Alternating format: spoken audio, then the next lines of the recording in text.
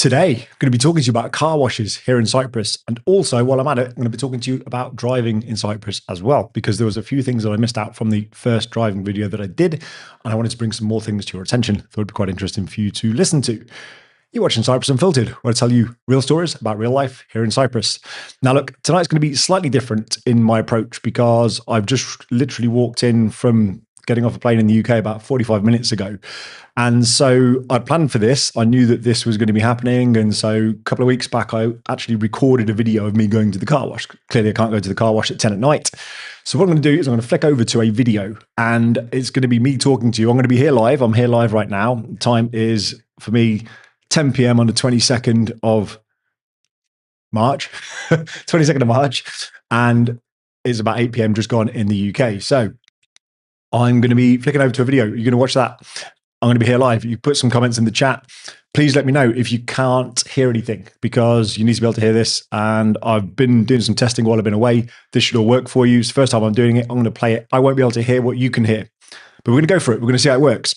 So with that being said, let me move over to this screen here and we're going to kick straight off.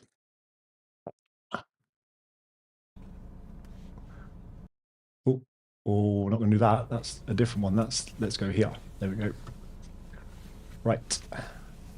Let me know in the chat if you can't hear any of this. And I'm going to get rid of me in a second. So you can just watch me rather than watching me, because that's just weird. Today, I'm here. I'm going to be watching the chat. I'm going to stay here on the end for questions and answers and everything else. I'm going to give you part 2 of driving in Cyprus. You're watching Cyprus Unfiltered, where I tell you real stories about real life here in Cyprus. So we're going to go to the car wash, and I want to take you to the car wash because it's a bit strange. The first time I came to the car wash was a bit surreal for me because when you go to a car wash in the UK, you end up having to drive in, you sit in the car, you wait in the car while they wash your car, they squirt your windows and everything else, and you're just sitting there driving the car around. They tell you when to move forward and everything else. At least that's my experience of my car washes that I went to, or they tell you to drive onto the platform or whatever. Now, it doesn't work like that here. I'm going to come on to that in a little bit. But for now, I want to talk to you about driving in Cyprus and the second part, because when I did my first driving video some time ago, I didn't cover everything that I meant to cover. And so I want to talk to you about that. Let's start with driving on the left-hand side. We drive on the same side of the road as you do in the UK. I didn't mention that in the first video. But we do, it's the same. That's why you can bring a car over from the UK and it's dead easy because the steering wheel's on the same side as the road. So you don't need to worry about having a car on the other side of the road. You don't need to worry about bringing in a car in and the wheel's on the wrong side, unless you're bringing something in from Europe. If you're already living in the EU and you want to bring a car across, then yeah, your wheel's going to be on the wrong side of the road. Now, it's also why imports from Japan are quite popular because their steering wheel is on the correct side of the road too. Unlike the rest of the Europeans who get it wrong and they put the steering wheel over there and they drive over there. Don't get it. Anyway, so we're driving on the left. Insurance. I did talk a lot about insurance. I did talk a lot about insurance in the last video. But one thing I forgot to say was that you don't insure the driver like you do in the UK. So in the UK, I would be insured as a person, and I could then, if I'm fully comp, be insured as third party on other cars and things like that, you know, depending on what my policy says. But fundamentally, I'm insured. If I want to drive this car and I want my wife to drive this car, I have to put her name on the insurance and then she's basically on my insurance. In Cyprus, what happens is you don't insure the driver, you insure the vehicle. Now, this feels like a much fairer way of doing things because I can pay one price for the year and then that vehicle is insured no matter who drives it. Now there are some restrictions. They've got to be over 25 years old and they've got to have a minimum number of points, well no, a maximum number of points on the license. A minimum number, that'd be the wrong way around. You've got to have a certain number of points not on your license basically, and I think, you know, that is a much fairer system because what it means is that when we have friends come from the UK, they can just jump in the car, they can just go for a drive, you know, they don't have to stay with us all the time, they can just borrow the car and they can go. So, insurance, thank you very much. Insurance is, for me, a lot more flexible out here. That's not always the case though, because depending on the car, you have to explicitly ask for it to be insured for any driver. And if it's a powerful car, then they clearly want to charge you more. If it's a kind of like a standard car, like a 2-litre diesel or something, cost difference is going to be negligible. Anyway, so that's the insurance. What about police? Because I've had people ask me about the police out here and what are they like. Well, to be honest, I've not really had many run-ins with the police. Not saying I don't speed, just saying they'll never catch me. But I have been pulled over by the police once, and it was a Friday night, and I was driving back from a friend's house, and my son was asleep on the passenger seat. And we were coming through Tyler. We didn't live in Tyler at the time, but we were coming through Tyler, and police had a roadblock, literally a roadblock. Like, they're literally flagging cars down, they're blocking the road, and you kind of have to go through it. They were trying to catch drink drivers. It was a Friday night. So they flagged me down, waved me over, so I pulled over, thinking, I'm good, I haven't had a drink, I don't drink and drive. I barely drink anyway, but I certainly don't drink and drive normally. And so they pulled me over. And I know I'm fine, I've not drank. And the guy knocks on the window, so like, well, does the thing, roll the window down. How is that still a thing? I mean, I get it, old cars used to have the windy windows. They've not had windy windows for how many years now? And yet, everybody still does that to wind the window down. I guess it makes more sense though than them just knocking on the window and going. Anyway, so wind the window down, and I'm talking to the policeman. Said hello, and he says, had anything to drink? I went, nope. And I turned the light on. I said, I've just been to a friend's house with my son, we're just on the way back. And he shines a torch in, I literally looks in, shines a torch at my son's asleep, like, looks in and goes, okay sir, have a good night. Oh, that was it. That was my run-in with the police. Literally, the politest policeman in the world, in that he just asked me the one question, have I been drinking? It works on honesty out here, it seems. Like, I could have been drinking. It's an honesty policy. Have you been drinking, Mark? No. Oh, I see what you did there, you nearly got me. No, I haven't been drinking. See, look, these guys, 3 cars have just ran a red light. That's so, right, let's come on to that, right? So the 3 cars have just run red lights here. And it's kind of acceptable. You know, yellow pretty much always means go faster. If it's going to red, yellow means go faster. If it's going to green, or from red to yellow to green, green means go faster, yellow means go faster. So it's like, yellow's always speed up, but here red ordinarily would mean stop. And people don't really stop because, well, let's be honest, not everybody follows the law out here when it comes to driving. An example of that is the phones. I know I'm talking on a recorded camera now, but I'm totally hands-free. And you may notice at the start of the video, I actually parked up when I was setting the video off, and then I could set off and drive. And I did that because I didn't want to set off and do it from my house, because you guys somebody would, not saying all of you would, somebody would try and figure out where I live. So I had to drive away from my house and then get the video going. But you see so many people out here that are just driving along on their phones. Nice cars, they've clearly got Bluetooth inside, but they're driving along on their driving on their phones. And it just seems to be accepted. Now I know it's against the law out here, and you're supposed to be able to get fined and everything else. But the amount of people that I see on phones, even bus drivers, you see bus drivers with like a bus full of people, and they're on their phone. I don't get it. And it's just the differences. Obviously, that's not acceptable in the UK anymore. Just like smoking in restaurants isn't acceptable in the UK anymore. But out here, people still talk on their phones. Is this bus driver on his phone? No, he's not. Okay, could have been, but he wasn't. But people still talk on their phones on their cars out here, but it's like they're 20 years behind the UK in terms of, you know, oh, it's actually dangerous to talk on your phone while driving. Like, car seats aren't really a thing out here. The amount of people I see driving around where the kids aren't in car seats, it just baffles me. You've only got to look at the statistics. The statistics show that if you're in a car seat, then the seatbelt's in the correct position, and if you do crash, you're less likely to die, less likely to be injured. But anyway, people don't really use car seats out here either. In fact, on that note, I'm bouncing around, but on that note, when I first picked up, the first hire car I picked up, I had my son and my wife with me, and we told them that we needed a hire car, and we needed a seat. And we were outside the airport, and the guy said, "Oh, I'm really sorry, I forgot the seat." And I was like, "Okay, no worries, I'll just get my wife and my son to wait here, we can go get the seat, and then we'll come back." And he said, "No, it's okay, you can go in the back, and you can sit down, it's fine." And I'm like, not really fine, is it? But I'm looking around, and I said, "What about the police?" And outside the airport, you've got all these police, you've got like machine guns and everything. And he goes, it's okay. The police will only mind if he's driving. Like, oh. So even the police don't care about car seats and stuff like that. So anyway, yeah, people running red lights seems to be a normal thing. People on their phones while driving seems to be a normal thing. Yeah, it's just different out here, right? People rarely let you out when you're driving along. So, you know, when they do let me out, I make a point of saying thank you.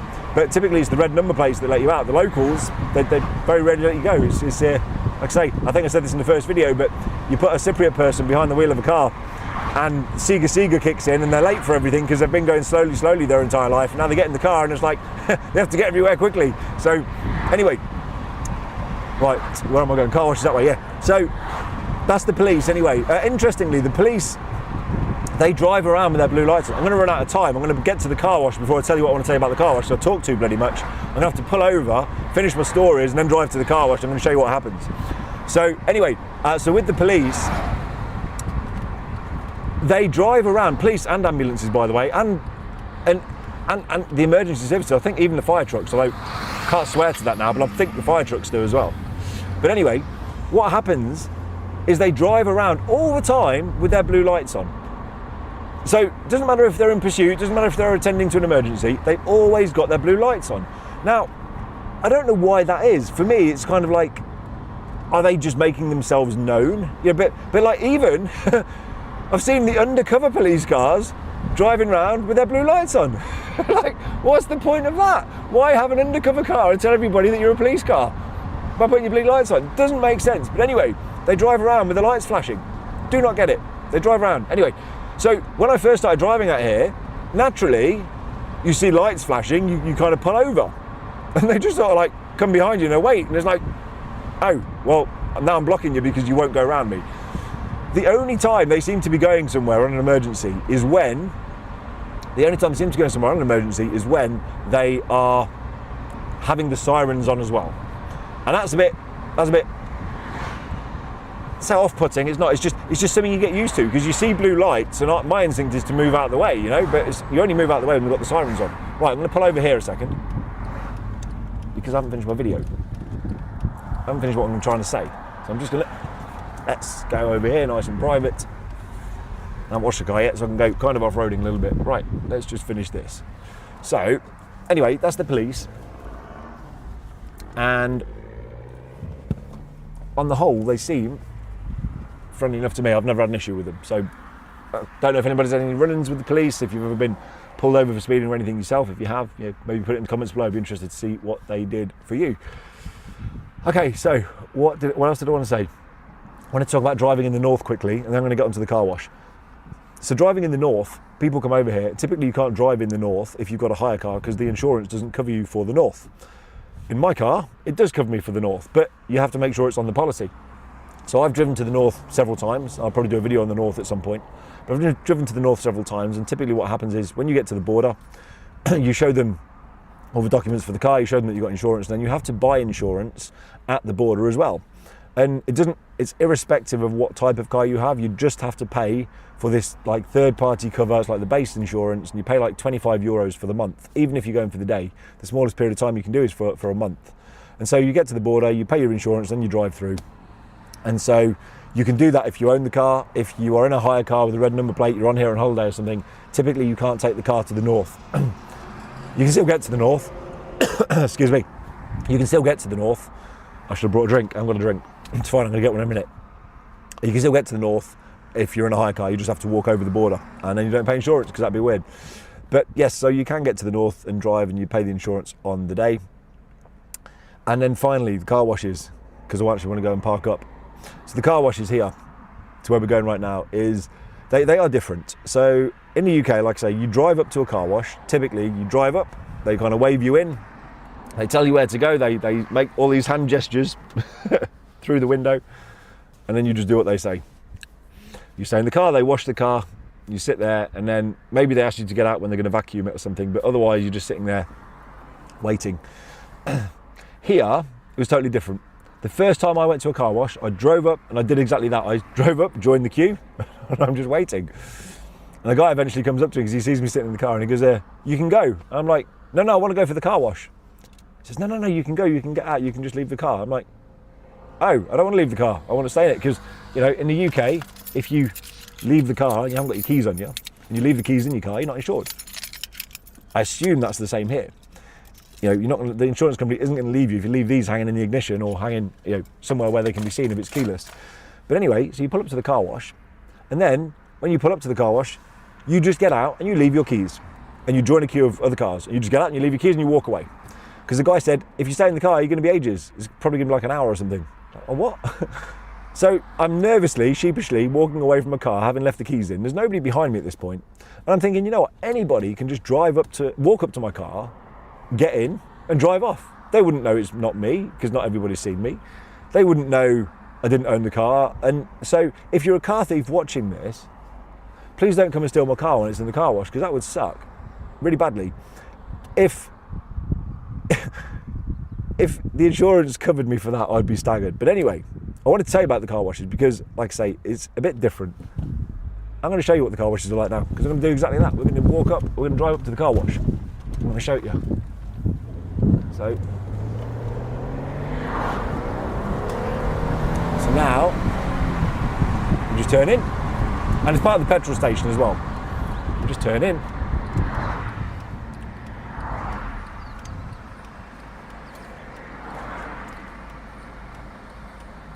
Could let me go, but no. Could let me go, but no. Why would you? Come on. Okay. So they're filling up petrol that way. We're going to crash with this guy coming this way because he's coming out, and we need the car wash. So there we go. And we go around. So I'm going to finish my video with getting out of this car. I'm going to go to, you might not be able to see it, but there's a coffee shop coming up just here. I'm going there. So here we go. There's a massive queue of cars. It's probably going to take an hour for this. That's why I brought my laptop. I'm going to do some work. So I'm just going to park up. There's a load of cars in front of me. Alrighty. Let's just change these all over. So,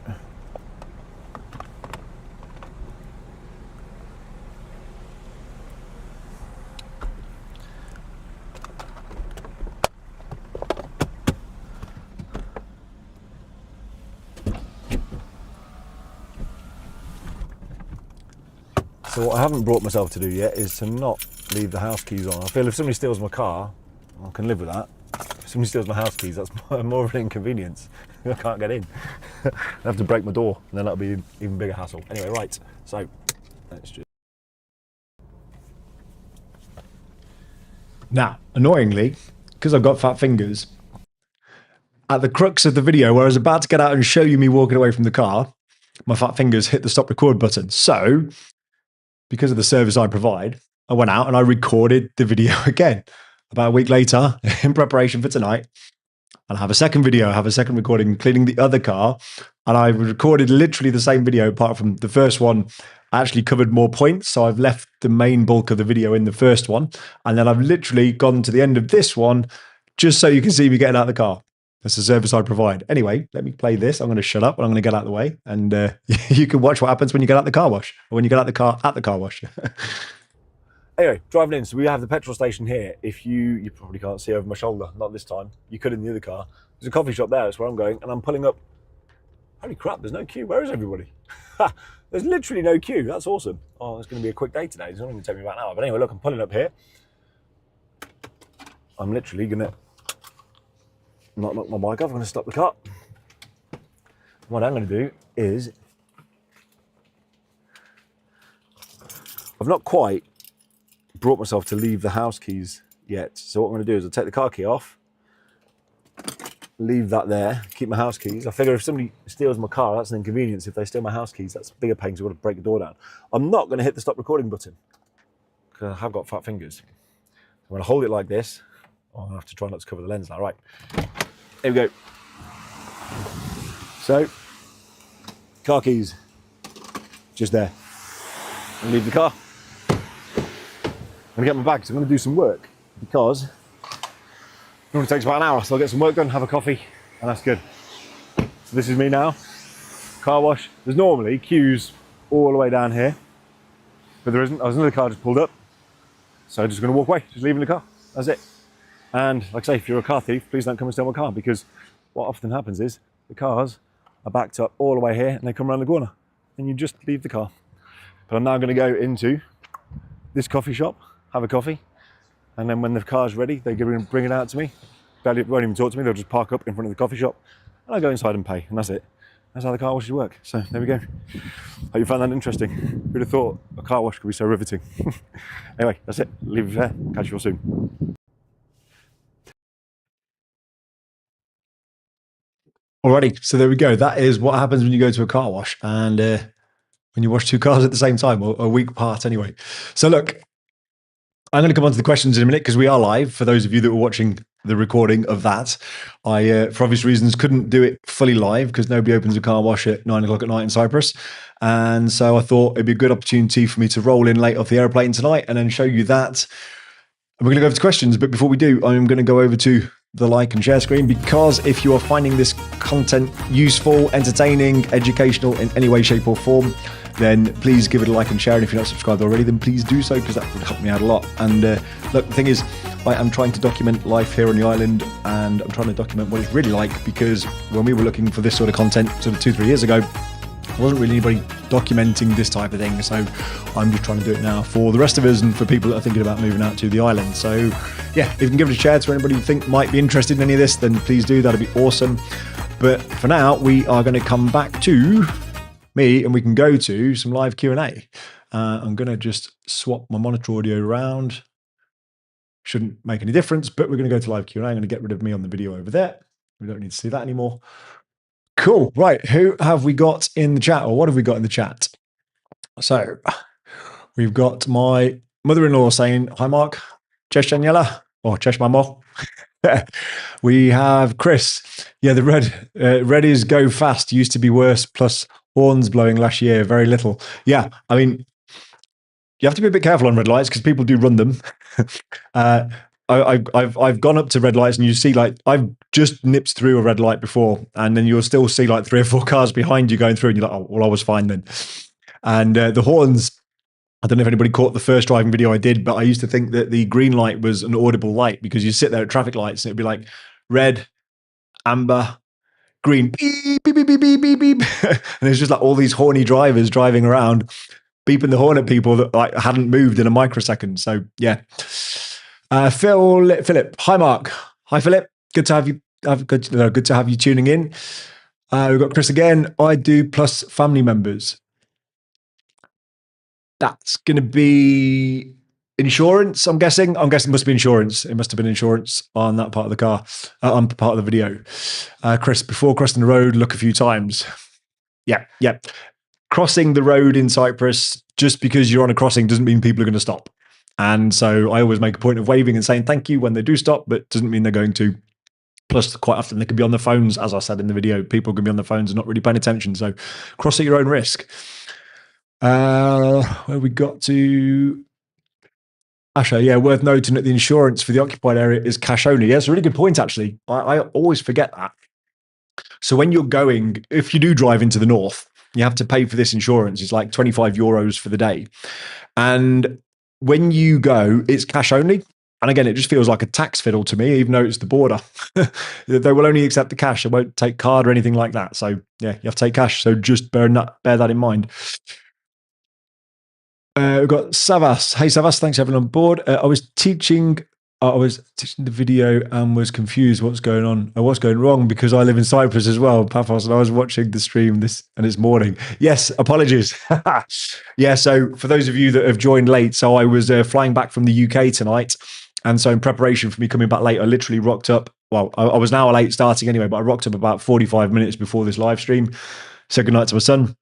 Second night to my wife, while my wife's watching from the other room, and literally got set up for tonight. And so basically I came on and I knew I was going to be back late. So I prepared these videos about 3 weeks ago now, because I knew I was going to be going away to the UK and everything else, and coming down here, I thought I'll put these on. It'd be interesting. I wanted to do it anyway. I did try and stream them live. And this is the frustrating thing with YouTube. I actually tried. So you've seen 2 attempts at going through the car wash tonight. They were the second and third attempts. The first attempt, I streamed live Probably before Christmas, actually. It was probably before Christmas. I streamed it live and I was prattling on for about 20 minutes, like you've just seen tonight. I went to the same car wash, so it gave me some time to talk rather than just going to the one that I would actually normally go to, which is just down the road from me. So I went to that one so I could talk. And literally, YouTube showed me that I was live all the way. And then when I actually got to the car wash and did the thing, got out, went and got a coffee, I'd stopped it and it only recorded for 4 minutes, even though YouTube had told me I was live for the entire duration of 20 minutes or so. As far as I could see, I was live, but the actual live stream cut off. So I think CETA must have had an issue, dropped the signal or something, and YouTube live just went, no, not live anymore. So I lost it. So that's the second and third attempt. Third time lucky. Just to bring you that, you better have enjoyed it. Okay, so we've got Jackie. Have you or anyone else driven to the north and left their car at Erekan Airport? Okay. I've driven to the north, yes. I've stayed overnight in the north a couple of times. I haven't driven to that airport then. That airport, though, Erekan Airport. But in terms of leaving the car, I mean, we didn't have any issues. If you're worried about leaving the car and safety and everything else, I mean, we were staying in hotels in two different places, and it was absolutely fine safety wise. I don't know about the airport. I don't know if you're thinking about costs, if you're thinking about something else. I'm not sure, but I will do a video on the north. I keep referencing this. I'm going to do a video on the north in the future and just kind of give you my view on it and my experiences of it. But I don't know if anybody else has parked the car at Erekan Airport, if that's how you pronounce it. Then maybe you can give Jackie a heads up. But Jackie, what's interesting about the airport? What is it you're specifically wanting to know about the airport? Okay, you've answered the question. I'm just wondering if it's safe to leave it for a week while visiting Turkey. Oh, I mean, I don't see why not. I mean, we left our car overnight, but we were in the hotel. I don't see why not. But I guess I would ask. It feels like an obvious question. Maybe I don't know. Maybe you can't fly to Turkey from the Republic of Cyprus. Could you not just leave your car in Paphos Airport and fly there, or can you not fly to Republic of Can you not fly to Turkey from the Republic of Cyprus? Probably can't. If that's why you're asking the question, maybe somebody will know. Lee, can I borrow your car for 2 weeks in April? Might be arranged. Well, I'm going to see you in April, so I look forward to seeing you anyway. Michael, evening, Mark from Paphos. Oh, you're here. Fantastic. Yeah, of course you are. You arrived, I think, on the 20th, didn't you? So we're going to try and link up this week. So yeah, good to have you on, Michael. And actually, thanks to everybody that's on at the moment, because I appreciate it's an hour later than normal. And so appreciate everybody that is actually tuned in right now. There's 26 people online. And so appreciate you actually tuning in live to hang around and watch me prattle on again. So yeah, thank you very much. Simon, I only used a car wash once in Cyprus and left a tip. Not sure if that's even the norm. Well, that's a good question, actually, because I always feel really awkward out here when I don't tip. Because I'll tip in restaurants. If I think the service has been really good, I'll tip in restaurants. Petrol stations, for anybody that may or may not have watched the first video that I did on driving, petrol stations, in fact, I'll come back to that. Car washes, I don't normally leave a tip. And the reason why I don't normally leave a tip is because normally I'm paying on card. And also you end up going inside the petrol station where you'd pay for your petrol anyway. And then you pay for it and they give you a little white card. And if you've got coins and stuff, you can. There's normally like little tip jars outside that you can put tips in, and that's fine. So I think they'll always appreciate it. But generally I haven't done. No, for no other reason other than by that point, my car's normally parked up somewhere and the keys left inside. And that's the crazy thing. You've got all these clean parked up cars with the keys inside, just waiting for somebody to come and pick them up or to be stolen. And so, no, normally I just pay, you get a little white card, you give it to them as proof of payment and that's it. Just off you go. Or in fact, that particular petrol station, you don't even get a card. A lot of the petrol stations you go to with a car wash, you do get a card. That one you don't. You just point, you go, yeah, that's mine. And they just charge you for it. It was like 12 euros, I think. The Mercedes was 10 euros and the Discovery was 12 euros. So yeah, it's pretty cheap. And the quality of the wash is generally quite good. But yes, what I was going to say, petrol stations in general. So when you're filling up your car, unlike the UK, somebody will come out of the petrol station. They'll be all sitting at the front and they come out of the petrol station and they will put the petrol in the car for you or put the diesel in the car for you. And I find that a little bit awkward because actually it's really easy to fill the car up in Cyprus versus, say, well, anywhere in Europe actually versus the UK, because you can get out, you can pull the trigger and there's little switch at the back. You can press it in and you can just walk away and it fills itself up. So it's no effort at all to fill your car up. But the petrol stations will have these people, and they're generally employed by the petrol station. So it's not like they're there working on tips. They earn a salary and everything. And they literally, you pull up and they will just fill your car up for you. And then, they'll wash your windows down and stuff like that. So they provide a really nice service. So you can tip those guys for sure. But I always feel a bit awkward because generally I don't carry cash. Like I literally have my wallet on me and my phone wallet, and I don't generally carry cash, or if I do, it's a note. And so I don't have coins or anything like that. So I generally feel awkward in the petrol stations because I want to tip, but I never have any coins on me. So when you go inside, you pay and then it's fine. Like nobody's judging you as such. But because I feel awkward, and this is my own, inhibition is the wrong word. The game I like to play is I can see them sat down waiting, or they might be with another customer and they might be filling their car up. And I will pull in and I will generally pick the pump that's furthest away from the people so I can get out really quickly, put the pump in and start filling my own car up, because then I don't feel guilty about not giving a tip. So that's the game I play. I'll try and beat them in terms of filling my own car up. But yeah, sometimes you'd lose out. But I mean, like I say, you don't have to tip, but I mean, it's always nice to. People, it's always nice to get a tip. But yeah, I mean, when we did used to tip, like I used to make a point of carrying coins on me every time I filled the car up when we first moved here. And the staff in the petrol station, they were actually taking offense to it because they must all get paid the same.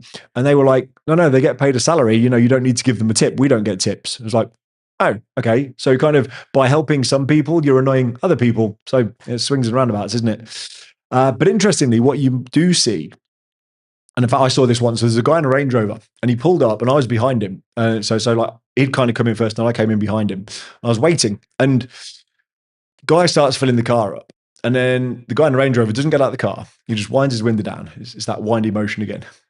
Puts his window down about that much, passes a note through the window, and the guy that's just filled his car up goes into the station, pays, and comes back out and puts the change through the window.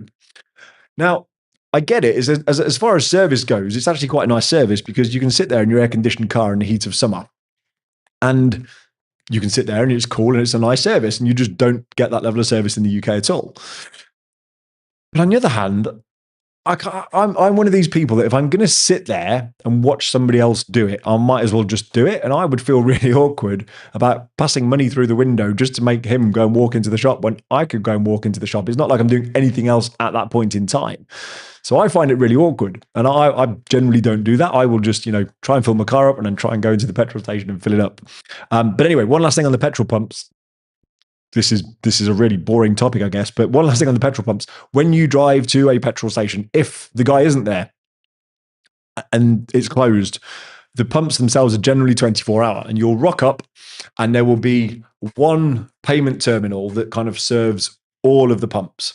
And you get up, you go to it, and you swipe your card, and it will say how much do you want to fill up, and you go like €100 max or whatever.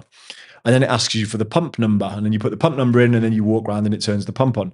It's just a little bit different to the UK, where you rock up and every single pump has a chip and pin device on it where you just pay at the pump. There'll just be a single payment place that you can go to, like a payment entry place where you can go to, and that's it, and you just select the pump. And so yeah, if you are a tourist and you're coming, that I found was quite weird the first time I tried to fill up at a petrol station. I think it was on a Sunday and there was nobody there, and then it was like, oh, how do we get petrol? Where's the pump? And I think there was some other bewildered people looking the same. We figured it out together. So anyway, there's some petrol station top tips for you. We've got Steofano. Let me zoom in. I can't pronounce that, I don't think. Steofan's Island, is that right? Stephen, there you go. Thank you. You put it in brackets. I did that last time. I did do that last time, and now you put it in brackets. Thanks, Stephen. What was your first car there? Looked like a Merc, sounded like a V8. I wish it was a V8. No, it was. So it is a Merc. It's a V6. It's an E400 V6. It was the fastest one of those I could get that was I didn't want the 4-wheel drive version when I moved out here because I'd had 4-wheel drive cars for a while. Didn't really need it out here as a Mercedes, and I didn't want to have to keep changing 4 tires at a time. So I went for the fastest 2-wheel drive, rear-wheel drive version I could get, and it was a V6. And it was my first car out here, but only because I brought it from the UK. So there we go. We've got Stephen as well. In the car wash, a manual hand wash rather than a mechanical washer.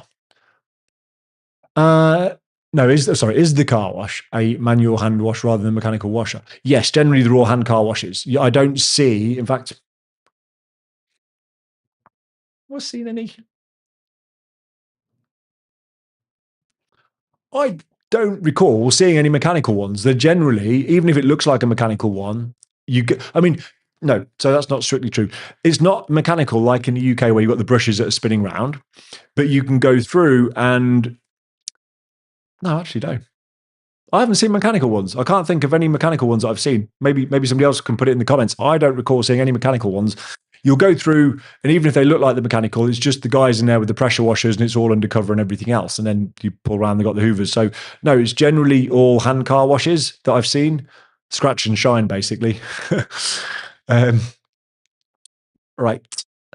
Asha, Erakan Airport is the airport on the occupied area. So obviously a few issues legal wise. Well, no, I'm not sure there is because I think, and I could be wrong.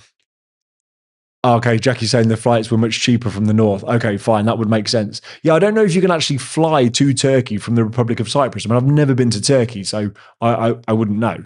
But there is a problem. If you try to drive into the north and then you try to take your car out of the country, I think you can't then re-enter the country into the Republic of Cyprus. Even if you could catch the ferry in the summer, I don't think you can bring the car back in. There's something there where it's illegal. And so I think if you were to try and do that, you'd have to try and come in the same way as well and then just not show the passport stamps. I don't know how that would work though. Never tried it. What else have we got? Ferry Monica. Ferry Monica. There we go. Hey, Ferry, how's it going? Hi, Mark. We've noticed a few messages on Facebook stating there is no water or electricity or internet in Paphos Paya. Does it happen often? How often and how long? Okay, that's a really good question, actually, Ferry. So basically, there are quite often water shortages. And I was going to say that comes part and parcel of living on an island, which is just ridiculous. It's just because it's a warm country and they don't seem to be able to, I don't know if they waste the water or what, but basically, even though it rains, I mean, we seem to have had the wettest 2-3 months for a long time, yet the reservoirs still don't seem to be filling up. So I don't quite know what the water authorities are doing.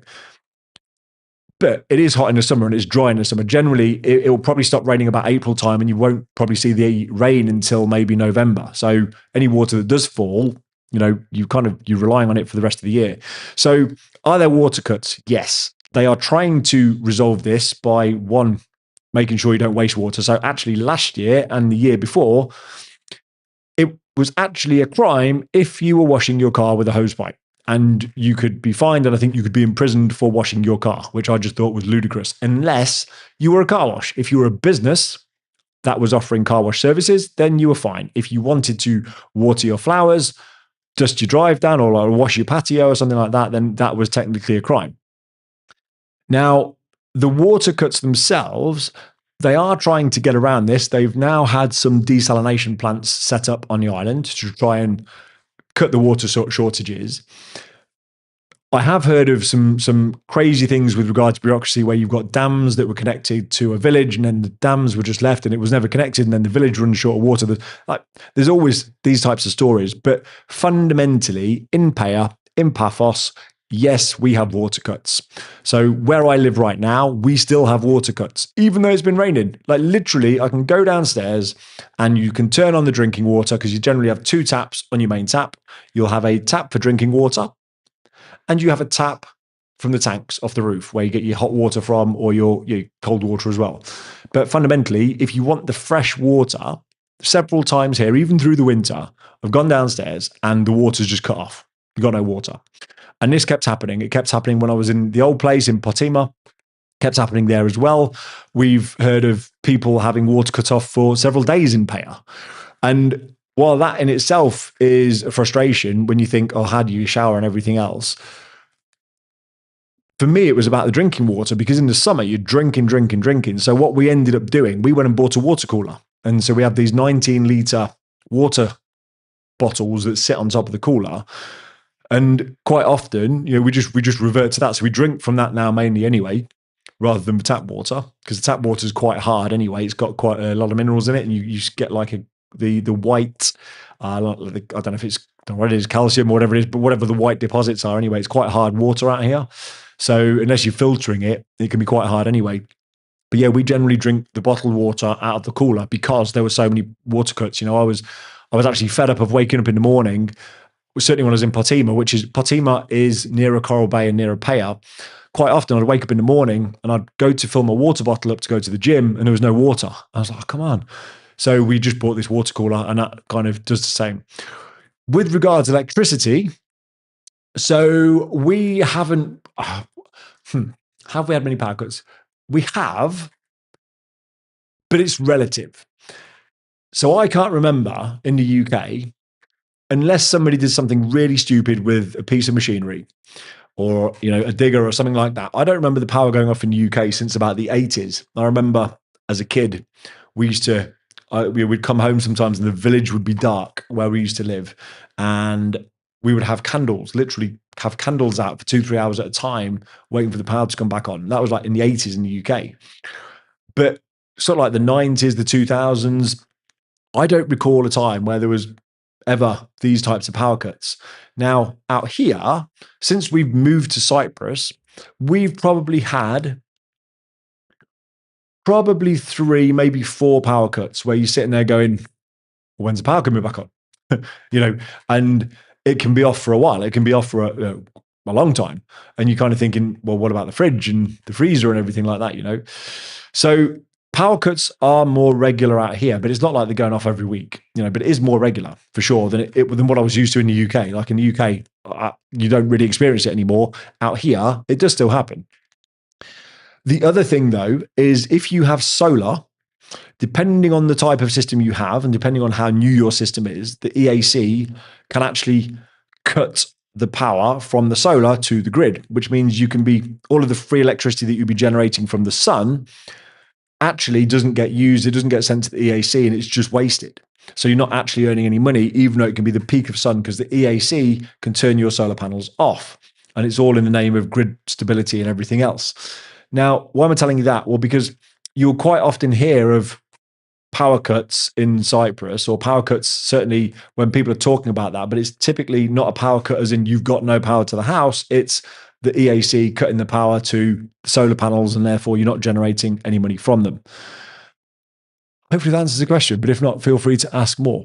Oh, the internet as well. Sorry, you've said the internet. Let me just answer that part as well. So the internet, does that cut off? Depends what sort you've got. So even though we have fiber, I'll be honest, there's still times, and it's CETA fiber, but we're not with CETA, we're with Ecotech, but CETA fiber is prominent across the island, and the other companies just piggyback off it, a bit like Virgin and BT in the UK. And our internet, if I'm honest, does go down, and there are times when it's just you've got no internet, and I do not really understand why. So it isn't as reliable as I was used to in the UK for sure. However, it was way more reliable than the Wi-Fiber internet. And I don't mean Wi-Fiber the company, because there is a company in Paya called Wi-Fiber, but it's the technology. The technology has almost like a satellite dish that goes on your roof, and it's point to point. So you put it on your roof and it'll point in the direction, and then it'll connect to your internet service provider, your ISP, and then you get internet like that. And that technology, that was really flaky for us, because we were using a company in Paya, and I did an internet video on this. But basically, when the storms come in the winter, which they do, we have terrific thunderstorms out here, and they're impressive to watch, don't get me wrong. But when the storms come, we lost internet because it was line of sight. And essentially, the rain gets that heavy, it's almost like a fog, and then you lost internet. So I kept dropping internet connectivity with this Wi-Fi stuff. So if you can get fiber, as in glass fiber, do that and it'll be more reliable. If you can't and you need to get Wi-Fi, I would recommend don't get Wi-Fi, get Starlink. We've got Starlink as a backup. Starlink didn't even go down in thunderstorms. It was able to work all the time. I didn't have any issues at all with Starlink. It was fantastic. And the only thing that made me switch from Starlink to fiber is because I'm doing more of this sort of thing. And fiber will give you a much faster upload. I get 250 meg up and a gigabit down, as opposed to on Starlink, where you get 300 or 400 meg down, but only about 30 meg up. So when you're doing videos and stuff like this, I wanted the bandwidth of being able to upload at 250 meg, not at 30 or 40. But otherwise, if I didn't have fiber, without a shadow of a doubt, I would 100% go back to Starlink. It's awesome. Loved it. Ferry, we've got, you mentioned you had, oh, there you go, Starlink as a backup. There you go. What plan and what device do you use? Did you get it in the UK or Cyprus? Okay, so I bought it in Cyprus. I was paying about 50 euros a month for it. And the plan I was on, I think it was like residential unlimited, something like that. It was unlimited data anyway. And it was about 50 euros a month. I've currently changed it now though, because it is a backup. I changed it into something I pay 5 euros a month for. And that allows me to keep it active. So now this stuff was kicking off with Iran. What it allowed me to do, when we weren't sure what was happening, like literally the day after the drone struck the RAF base, on the Monday night, I went up on my roof and I grabbed Starlink off the roof and I just got it all set up as the grab bag ready to go, because I'm now on this €5 a month plan, which just keeps it active, which basically means even as a backup, I could connect to it. I could literally plug it into my car. I could drive anywhere I wanted, up into Troodos, up into Akamas, wherever, and I could connect my phone to it, to the router with Starlink. You point it at the sky, and I could still send WhatsApp messages and everything else, let people know we're safe or whatever. And when that's active, if I wanted at that point, I could then pay €90, turn the €5 plan into a roaming plan, and then you'd get your full speed internet again. It's slightly slower than the full speed. Actually, I think it's about 200 meg, 200 or 300 meg on roaming versus about up to 400 now on the residential when it's static. But yeah, I bought my kit here and I set it up here, and that was the plan that I was on. It's about €50 a month. The kit that I'm on, I used the version 3 of the satellite. So you've got the version 2, which was the one that automatically turns and adjusts and everything else. I went for the version 3 because, like all things Elon Musk, the later version, you're going to get later firmware, you're going to get faster speeds. So although it's a bit more of a faff to angle it and everything else, and it doesn't automatically adjust, I didn't have any issues. Once it was set up and it was good to go. So I went for the version 3 of that. Didn't go for the Starlink Mini because I wanted the fastest speed I could get at the time without paying for the crazy business package, which was very expensive. And there was something else I wanted to say. What do I want to say? Going back to your question, what did I want to say? What plan, what speed? Oh, yes. Did I buy it in the UK or Cyprus? I bought it in Cyprus. You have to be really careful, because what Starlink started doing was region locking the hardware, because quite often you could get it cheaper in the UK or you could get it cheaper in Europe than you could here, and then you could bring it, but it was then locked and they could blacklist the hardware. A bit like they can with your Tesla, you can blacklist a car and stuff like that, or they can. They could blacklist the hardware. So if you don't have it already and you're thinking of trying to save a few quid by bringing it in from Europe or somewhere else, I would just buy it on the island. Literally, they delivered it. Actually, one of a few things that made it to the post office, and I just went and picked it up. So it wasn't expensive. And the thing is, Starlink on the island, we're only paying €50 a month to get the same service in the UK. That's something like 70, 80 pounds a month, something like that, for the same service, because it works on contention. So the more users there are in an area, the more people using it, the more they charge. And on Cyprus, there's less people using it, so the price is lower. So it's a much better deal out here anyway. Hopefully that helps anyway, but if you've got any other questions, give me a shout. Alex, good to have you on board. Message retracted, but hi anyway. Lee, is there any car washes in the large supermarkets out there? Handy getting a wash when you're in the shop in the UK, or as you shop in the UK. Yeah, there are, Lee. So if you go to, say, Kings Avenue Mall, you've got hand car washes inside. I've never used it, to be honest. I've never done that. I like to kind of grab a coffee, maybe do a bit of work or something, as opposed to going around shopping. But you could do. I've never done it. I've never left my car with them, because then I'd feel like I'm taking up a space. If I was shopping for 2 hours or something, I'd feel like I don't know. I've never done it, but yes, you can. You can go to Kings Avenue Mall. They definitely have them in the supermarkets or in the shopping centre. You just go around the car park. Anybody watching this from Limassol, Nicosia, is probably the same. But if anybody in Limassol, Nicosia, Larnaca, you got car washes in your supermarkets, in your shopping centres, you probably do. I'm trying to think if Limassol has one. Does Limassol have one? I feel like they do. I feel like they've got one outside. Could be wrong. Asha, have you seen a car wash? If you're watching this, have you seen a car wash in the Limassol shopping centre? Anyway, let's move on. Sorry, hopefully that answers your question. For Paphos, it answers your question. Simon, is first-time car insurance in Cyprus generally cheap or expensive, especially for expats who have no history? Well, let me ask you a question, and I guess it's going to be hypothetical, but do you have a history in the UK?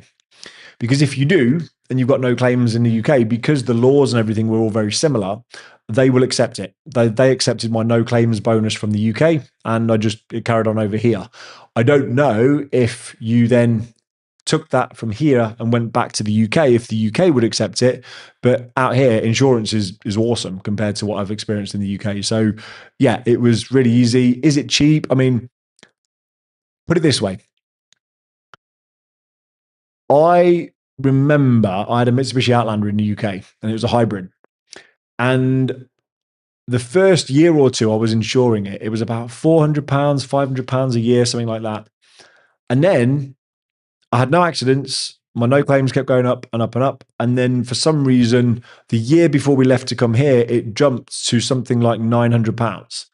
And I was asking them why. Haven't done anything wrong. Haven't had any points on my license. And they couldn't really explain it. They were just like, "Oh, that's the cost of the car now to insure it." It's like, well, why is it doubled? Doesn't make any sense. Surely it goes on the profile of the driver. The car is only getting cheaper each year as opposed to getting more expensive. It wasn't like it went up in value. So anyway, insurance in the UK always feels like a scam to me.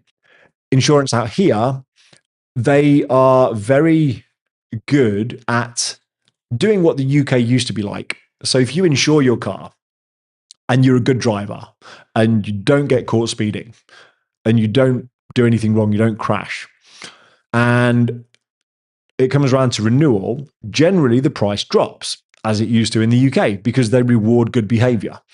Now, I even called up my insurance once because I insure 2 cars with them and I insure my house with them, and it's contents insurance as opposed to the buildings insurance because we don't own this place. But because I insured 2 cars with them and the house, when the renewal came round for my car, I was like, that's a bit more expensive than I thought it was going to be. And they'll always give you a call as well. They ring you up to say, hey, just let you know your insurance is due end of the month, and are you going to renew and all the rest of it? And I was like, well, I might do. But I said, I'm looking at the price. I thought it'd be a bit cheaper than that, given that we've got all of our insurances with you now. And they were like, oh, okay, well, tell you what, let me go and ask the manager, and went away. And I didn't ask for a discount. I just said, I thought it'd be cheaper than that. And they went away, came back, and they said, yeah, you're right. You're a valued customer. We'll drop the price. And they dropped the price for me. There was no haggling, no anything. I just said, thought it'd be cheaper than that. Like 2-minute conversation. They came back and they dropped it by about €50, just as a goodwill gesture. So insurance out here, it seems to be cheaper than the UK anyway. And the insurance companies are a lot fairer than the UK, and they're not trying to rip you off left, right, and center.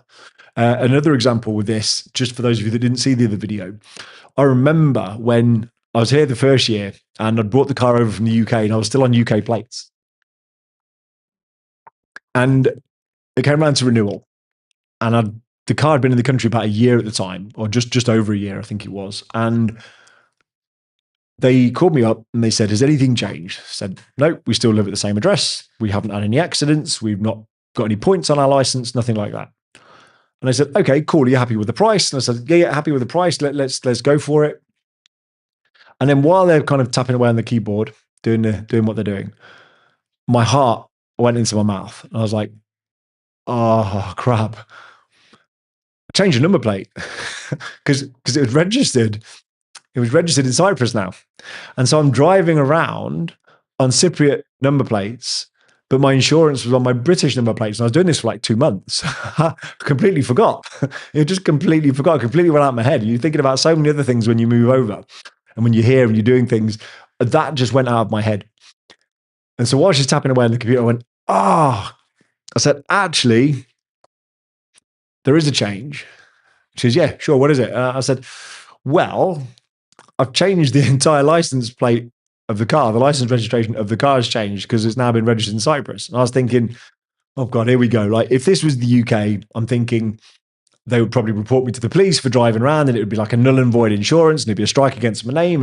And best case scenario, they're going to go, oh, well, that's like £100 admin fee or whatever. And I just feel like in the UK, I'd have been bent over a barrel that had told me to loosen my belt. It would have just been not a nice situation, would be my gut feeling. When I told her this and I said, I'm really sorry, actually, I have made a mistake. I've changed the registration of the car. She says, okay, what's the new registration? And I remember I looked out the window, read it back to her, and she went, okay, typing away. Okay, Mr. Townend, that's all done for you. What, do I pay anything? No, it's all done. Oh, is it? There's not a fine or anything I've got to pay? No, it's all good. We'll just change it now for you. Wow. Okay. So I like the insurance companies out here. So far, I like them. So I don't think they're going to be more expensive than the UK. As long as you've got no claims in the UK, bring it across with the assignment. I think you'll be fine. Ferry, we watched your video about the cost of heating and different heating sources, AC, gas, oil. If you looked for a rental place again, would you go for oil now? We'll put it this way.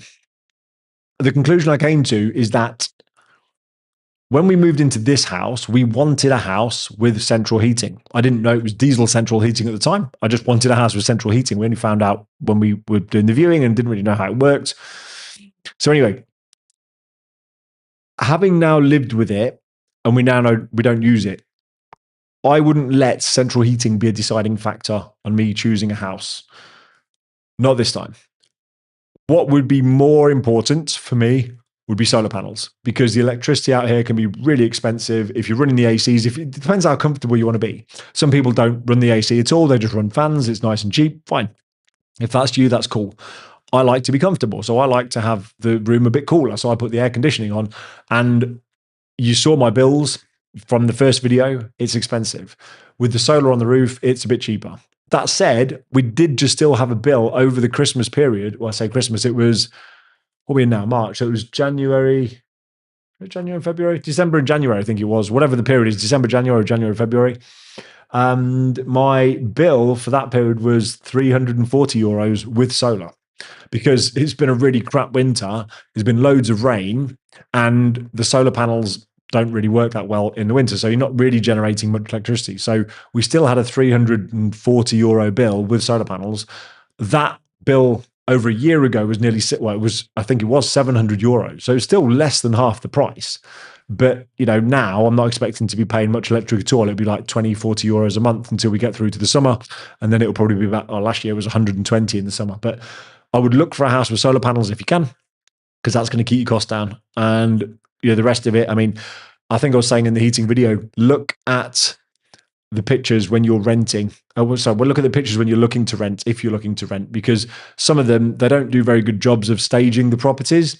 And so you'll quite often see gas fires tucked away in one of the photos somewhere, and that'll give you an indication of how cold the house is likely to be. If they've got these portable gas fires, they're probably going to be cold. But to be fair, even though we've got central heating in our bathroom, we've started using the gas fire again in the bathroom. And I tell you what, the gas fire in a bathroom is much better than the central heating was anyway. So there you go. Hope that answers the question. But yeah, go for solar if you can get it. And if you're getting a modern house, then the double glazing will probably be better anyway. You might end up with underfloor heating, stuff like that. So yeah, hopefully that helps.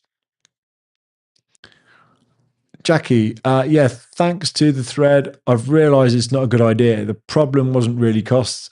There aren't any direct flights. Okay. Sure, I want to go. Glad I asked, though. Yeah, no worries, Jackie. It's the service we provide. Team effort tonight. I didn't know the answer. Phil, using the water cooler sounds great, but how do you refill them and at what cost? Well, so the way you refill them is you can go down to pretty much any kiosk. We go down to Philippos, which is in Coral Bay, and you get these big 19-liter jugs. The first time you buy one, you pay double because you pay for a deposit for the plastic jug, and then every time you go, you get a receipt. Basically, you hand the empty one in, you get a receipt like you do with the gas. You get a receipt, you take a full one down to the till, and then they charge you, and it's like €2.60 for 19 liters. It's super cheap. It's just a hassle because in the UK, when you're used to just being able to turn the tap on, and it's almost a given that water always comes out the tap when you turn it on, it does feel a little bit third world here at times when you go, oh, bloody hell, like, what there's no water all of a sudden. And when the power was going off as well, you're like, come on, like really? So it does feel a bit third world at times. But yeah, that's what we did to get around it, because it was more the drinking water than the washing water. Because in the summer, it's probably going to sound really grim, but in the summer, like if you woke up in the morning and you couldn't have a shower, I was more worried about not being able to drink. If you couldn't have a shower anyway, you'd probably just go for a swim and you're fine anyway, right? So it probably sounds a bit grim, but anyway, that's the worst case scenario is you could just do that, or you go down, you just go and have a swim somewhere. But yeah, it's not expensive. The water's not expensive. Even the water to when you're filling up a pool, that can be more expensive. Because obviously, you're not even allowed to fill the pools up with tap water. So it's not like you can just run the hose and fill your pool up. If you are filling up a pool from scratch, you have to get the water delivered, and it comes in this like big water tanker, and it kind of fill the pool up that way. So you can't fill the pool up. You can't fill the pool up with your hose. But what you end up doing with the hose is topping the water up in the pool. You end up having to top it up. Now, depending on where you live, if you're living in, say, Paphos, or you're living in Paya, you're living in a town or a village or a city, or a town or a city, sorry, all of the water is going to be a single rate. But if you are a little bit more out in the open, you might be on a plot of land that's classed as agricultural, and therefore you might have two water bills, one for the standard water that you wash your body with, one for agricultural, which is what you'd water the garden with. And the water for the agricultural water is a lot cheaper than the water that you would use for washing yourself or washing your plates and stuff like that. So does that answer the question? Hopefully it does. Let me just reread it. Yeah, the costs. Yes, hopefully that answers the question. If it doesn't, then feel free to ask something else. We've got Trump Phil retracted the message. Lee, what's the 4 and 5G service like across Paphos? Thinking of getting an unlimited data SIM for backup. Cool. Well, I was going to say it depends where you live. I know where you're going to live. I won't say it on here. But so where we live, our SIM for CETA, we have CETA. I pay for CETA 5G as well. Now, when I used to live in Potima, I could get 900 meg on my balcony. Whereas here, I'm lucky if I get about 60. And I don't know why that is. It's just, it's not great signal where I am here. And I'm just going to find something, though, if I can just, I don't want to take up people's time too much, but let me just see if I can go to photos a second. And if I can, I'm going to share this speed test. So when I was in Paphos and I first got CETA, I'm going to show you this. If I can find it, I'm going to show you this because it blew my mind. Where are we? Is that one? No. There we go. I'm going to share this. So basically, when I was in Paphos, this is, now let me put the, it's not got the map on there. It's not got the location. Right, let me share this. Check this out. So this was taken, when was it? A couple of years ago, I think it was. Yeah, 2020, literally, almost 2 years ago this was taken. And this was in the middle of Paphos. I was getting 1,400 meg. That's literally faster than my fiber to the house. I was getting 1.4 gig, basically, which was nuts. And I was running them previously. I'd got 900 meg there. That one was, I think that was when it was on my balcony. It can be fast. The 5G can be really fast. But equally, like I say, where I am in Tala, it's crap. I'm getting about 60 meg here. Like, in fact, if I was to show you, I can't because I'm using it as my camera, but I get about 1 bar of signal, sometimes 2 bars of signal. So it can work and it's okay. And when the CETA fiber goes down, I sometimes have to drop onto it. But it's not amazing. It's not amazing. But what I would recommend is, for anybody watching this, depending on where you're going to live, what I would say is when you get here, go and buy a few pay-as-you-go SIMs of various networks. You pay €2 for the SIM and just stick some credit on there. Get a Ceta, get the Primitel, get the Epic, the Purple, what's it? Purple Loop, that's the name of the plan. What's the company called? Ceta, no, CableNet. It's a purple one, so CableNet. And we just did that. We bought SIMs. And so when I was living in Potima, I bought a load of SIMs to see which was going to give me the fastest speed. And it was then going to be Ceta that gave me the fastest speeds. If you go with Ceta, something to bear in mind is that they've got different payment plans depending on the speed that you want. So not all 5G is made equal. Just because you have a 5G connection does not mean that you're going to get 5G speeds, because Ceta will charge you more for maximum speed and they'll charge you less. So you might be paying £10 a month, have 5G, but it might top out at 30 meg. So then what's the point? And so just something to bear in mind, if you are getting a mobile plan, have a look at it, test the signal where you're living, check the plan that you're signing up to. And when you are signing up, you won't have a problem signing up as a contract, because you just need your passport. Even as a foreigner, as an expat or as an immigrant coming into the country, as long as you've got your passport details, they're happy with that. You haven't got to have like a credit check done or anything like you would do in the UK. It's just they take your passport details, take your address, and then they do it all in branch. What I would say about Ceta, though, this is going to turn into a little bit of a Ceta bashing session, but I'm just going to, like I say, it's unfiltered, right? So this is the whole point. My experience of Ceta, although they are supposed to be the fastest network on the island, which, to be fair, they seem to be pretty quick. When you get the good areas, they're quick. But the shops, like you go in there and you ask somebody for help, and it's like you just slap them in the face. It's almost like, oh, I have to do some work now. And I've never had good experience. I've never had good service going into a Ceta shop, at least in Kings Avenue Mall. When you get them on the chat, it's the same thing. And not only that, but I pay for a contract. So I have a contract for me and my wife. And I did that because when we first came here, we were with CableNet. We were with CableNet for about a year or so, or maybe like half a year, I think it was.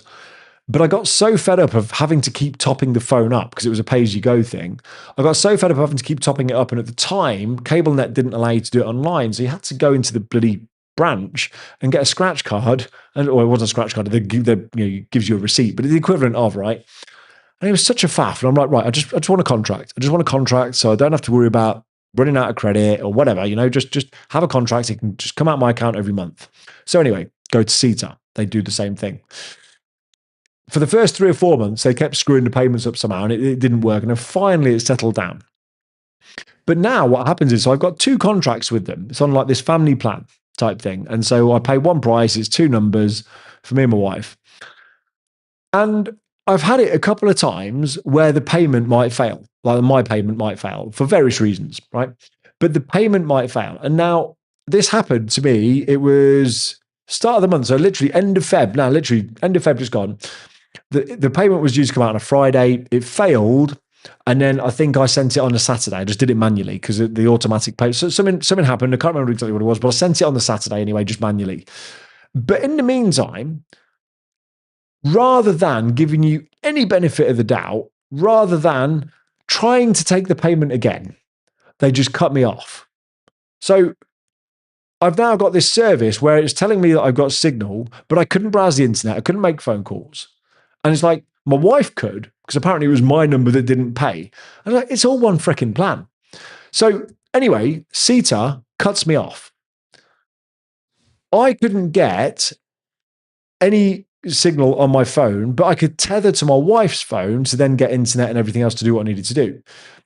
I ended up having to get onto the Ceta chat to find out what had gone on. Like, why have you cut me off? Why is it not working? Like, it's an automated payment. I'm on a contract. It's automatic. Just take the bloody payment. And if it fails, try again. That's what would happen in the UK. You have like a direct debit and it would reattempt a payment. I think that's how it works. I've never had this issue in the UK. Like, literally, I've never had this issue in the UK. So anyway, I got in touch with them and they said, oh yeah, we've disconnected it because the payment failed. Like, okay, well, did you try taking it again? No, we didn't. We just disconnected it because the payment failed. Okay, well, that's a bit crap, isn't it? Well, can you reconnect it, please? Yeah, sure. We've reconnected it now. Okay, great. First of all, why do I have to reach out to you? I've already made the payment. Why do I then have to reach out to you? Because I made the payment on Saturday. It didn't work. I'm on Sunday now, and I think it was a Sunday or the Monday I was got into the chat to. I was like, still isn't working. When are you going to reactivate it? Oh yeah, no, we need to do it, or we need to do it manually because the automatic reconnection clearly hasn't worked either. Like, great. So I'm on the chat. They reconnected it, and then it was like it was all at their convenience. It was like I was doing them a favor.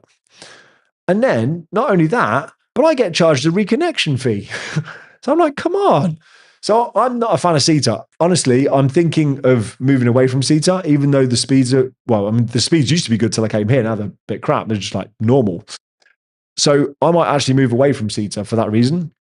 But the other thing is that I don't read about any good reviews about networks on the island. You've got me now who's not a fan of CETA.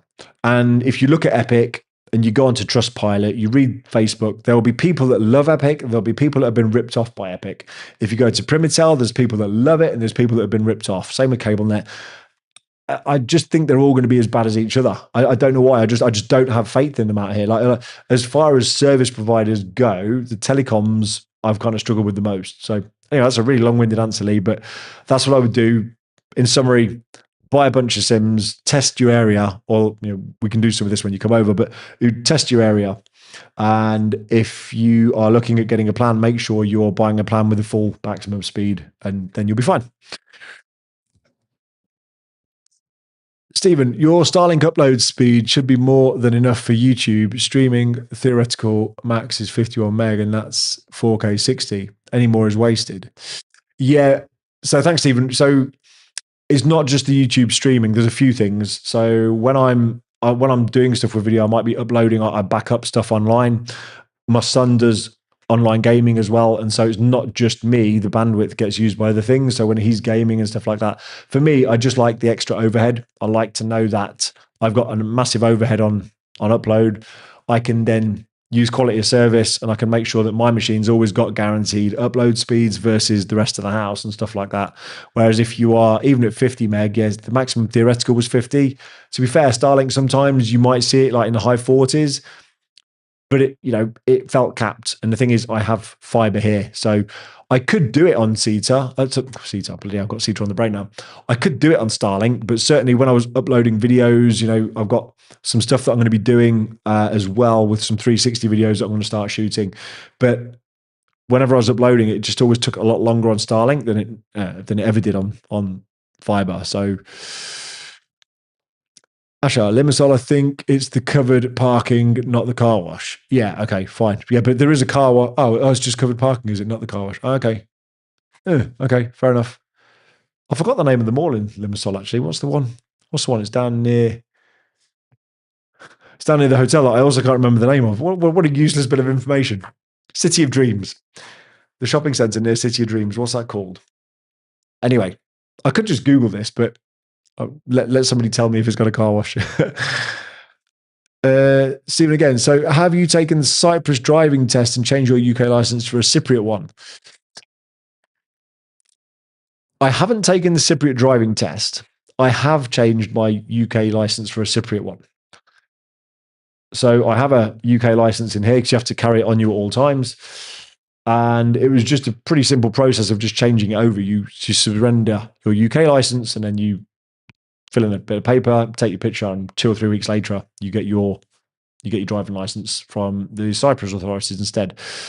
I didn't take a test. However, I would like to take a test, not because I wanted to retake my car test, but because I'm a youngling and I was born in the 80s, and because I passed my driving license in the UK after the year 2000, by 5 months, passed it in May of 2000, I don't have on my license the legal right to tow a trailer or to tow anything more than 3.5 tons.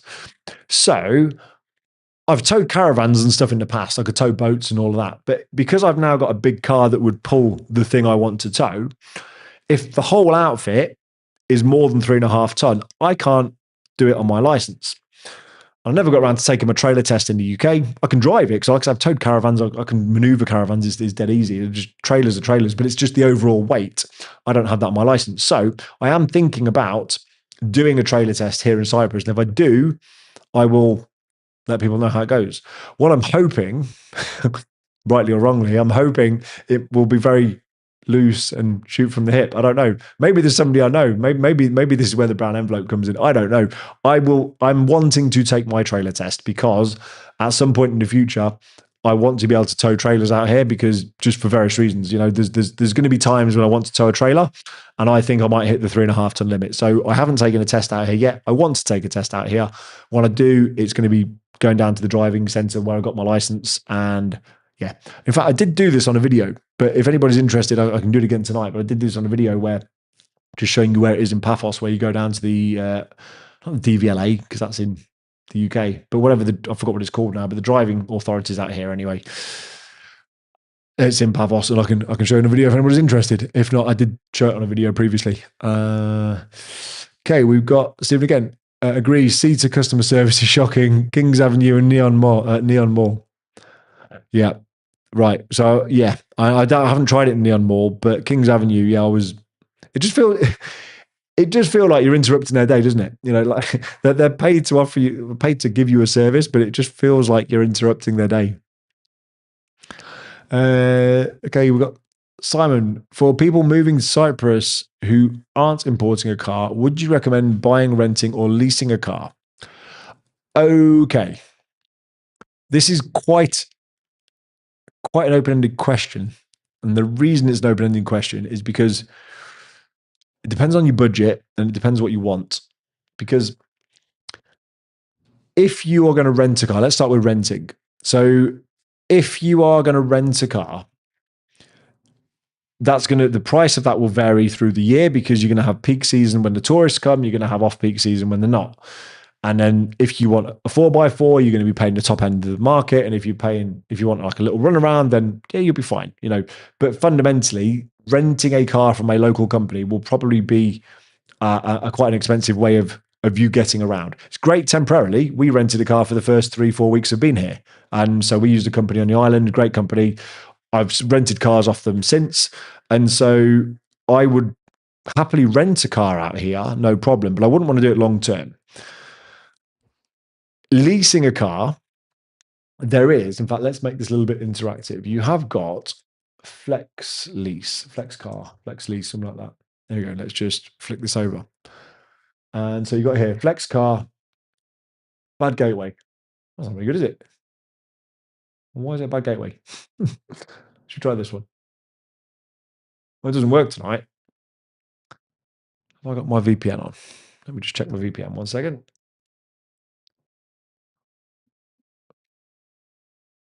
Nope. Okay. Well, don't get a car from Flex Car because they don't work. That's just that's annoying. Right. Let's just see if there's somewhere else. Well, anyway, Flex Car normally you can rent cars from, but it's not cheap. Let's have a look at this one. Not going to work. Country Cyprus. No, see, this is. I mean, it might work, but that's hire cars. Like you got all the companies there, so that's just a general hire car company. So basically, when this page works, which isn't tonight, what about if I change the language? Can it be? No, not working. Must be doing some updates. Sunday night, they thought we can do some updates and nobody will notice. And instead, there's 27 people notice because I'm doing this live on YouTube.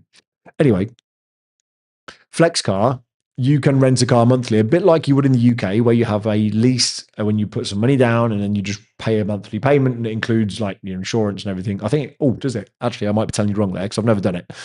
But it includes like the repairs and things like that. I don't know if it includes your insurance. Might need to check that, and I can't check it. But fundamentally, you can lease a car like you would in the UK. However, when I looked at that as an option, because I leased my cars in the UK, I used to lease them through the business. It was the cheapest way of doing things. When I used to lease a car in the UK, it was really good value for money and you could offset it all against tax and everything else. If you're looking to do something similar through a business out here or even privately, if you're doing it through a business, they are super strict on whether or not something is business use or private use. And if you've got any kind of private use in there, you can't offset it against tax like you can in the UK. And they're very strict out here for it, from what I understand. With FlexCar, you can lease a car, but even that was expensive. Like when I was looking, you were looking at something small. And I can't remember the exact model, but let's just say it was, from what I remember, it was smaller than a Ford Focus, maybe like a Honda Jazz type size.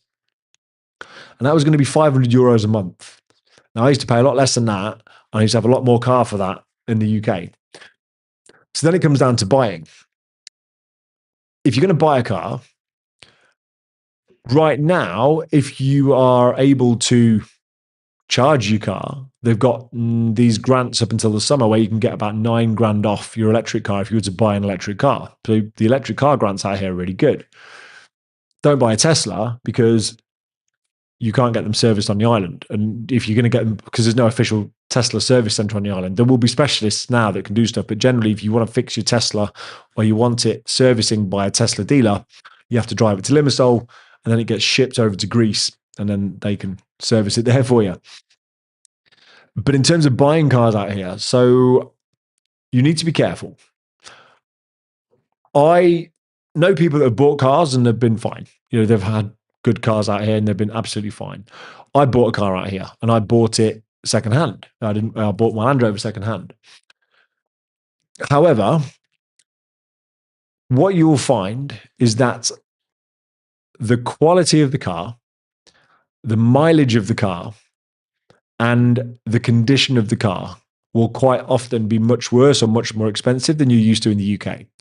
This is one of my pet peeves of living on the island. If you were to ask me what's the worst thing about living in Cyprus for me, as a petrol head who loves cars, I hate the fact that cars are so freaking expensive out here. And I hate the fact that I can't bring anything over that is now less than 5 years, more than 5 years old.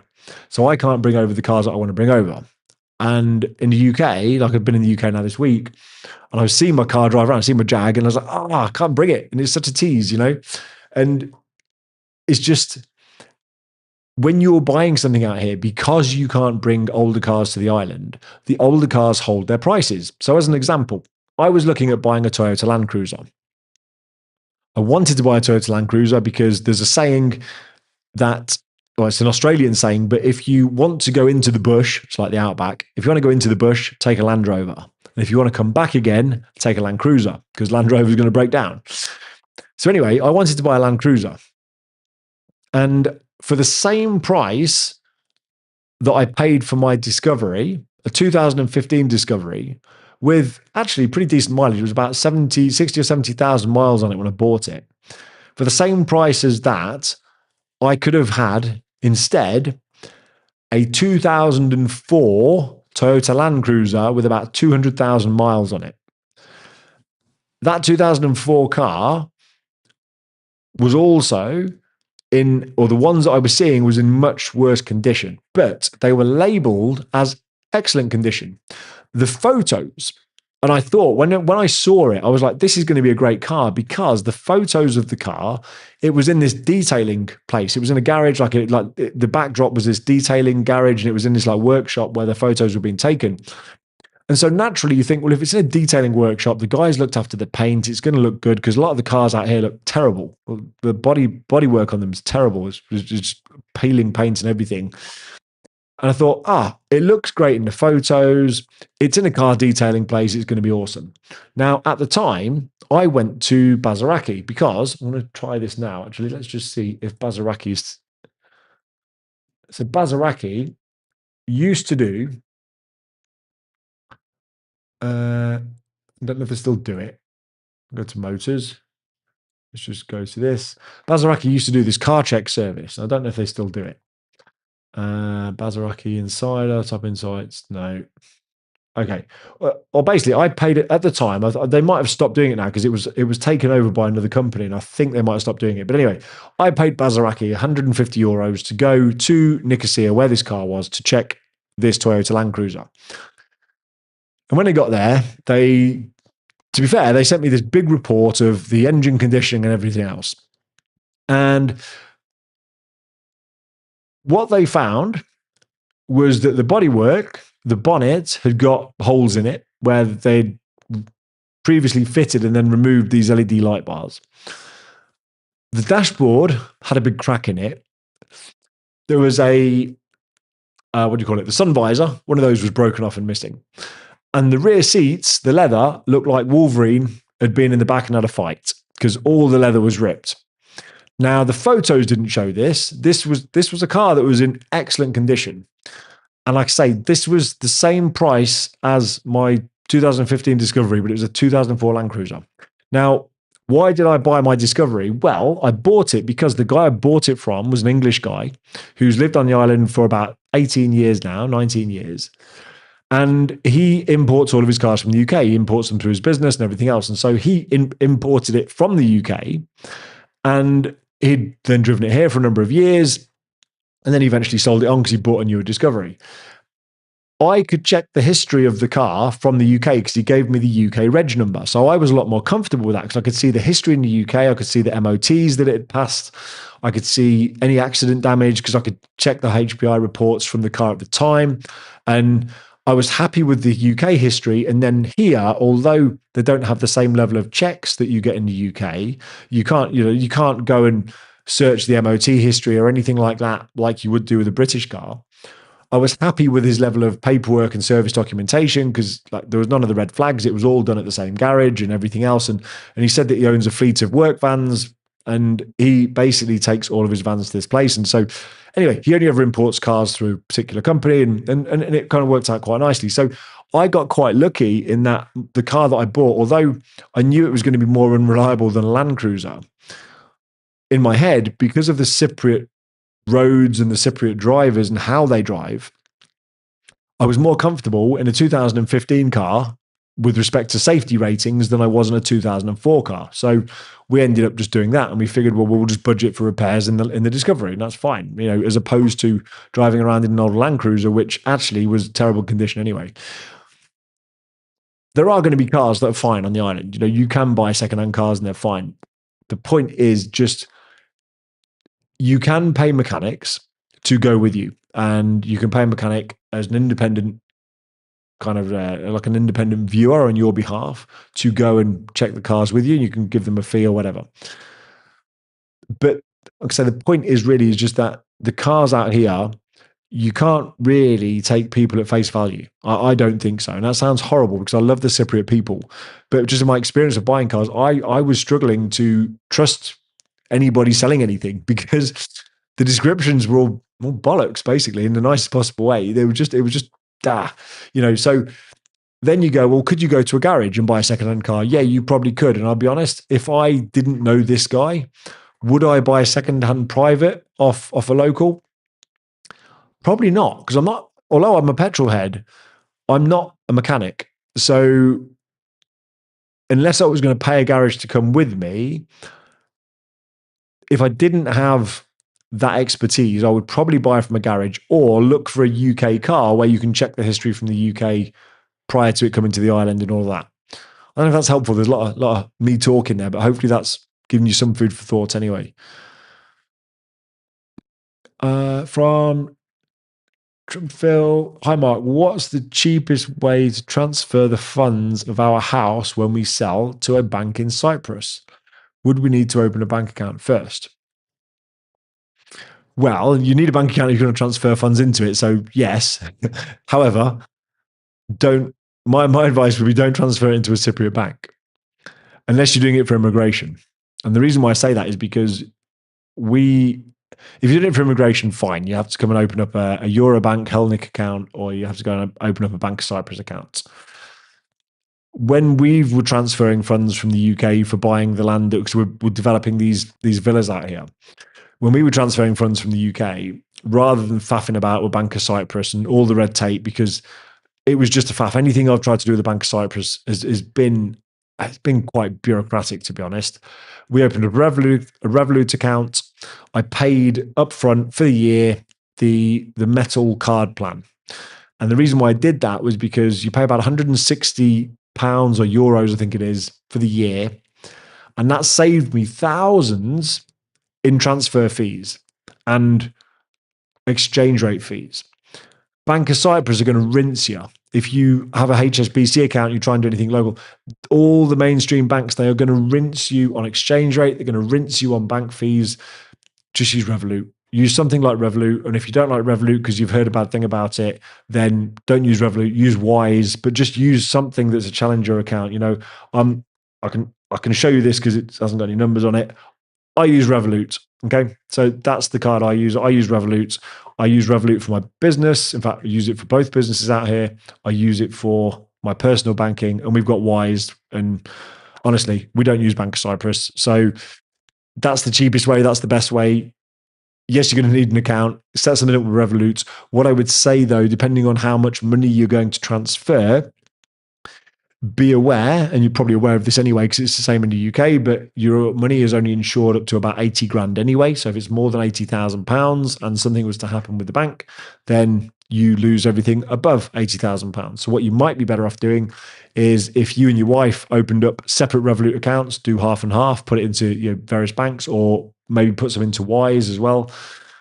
Open up some accounts like that, because then if it is a big chunk of cash, if anything happens and all of a sudden they flag you for fraud purposes, well, then you've not lost access to all your money while they do an investigation. So you might be better off to split it up and send it to multiple accounts. That's what I would do. Hopefully that's helpful.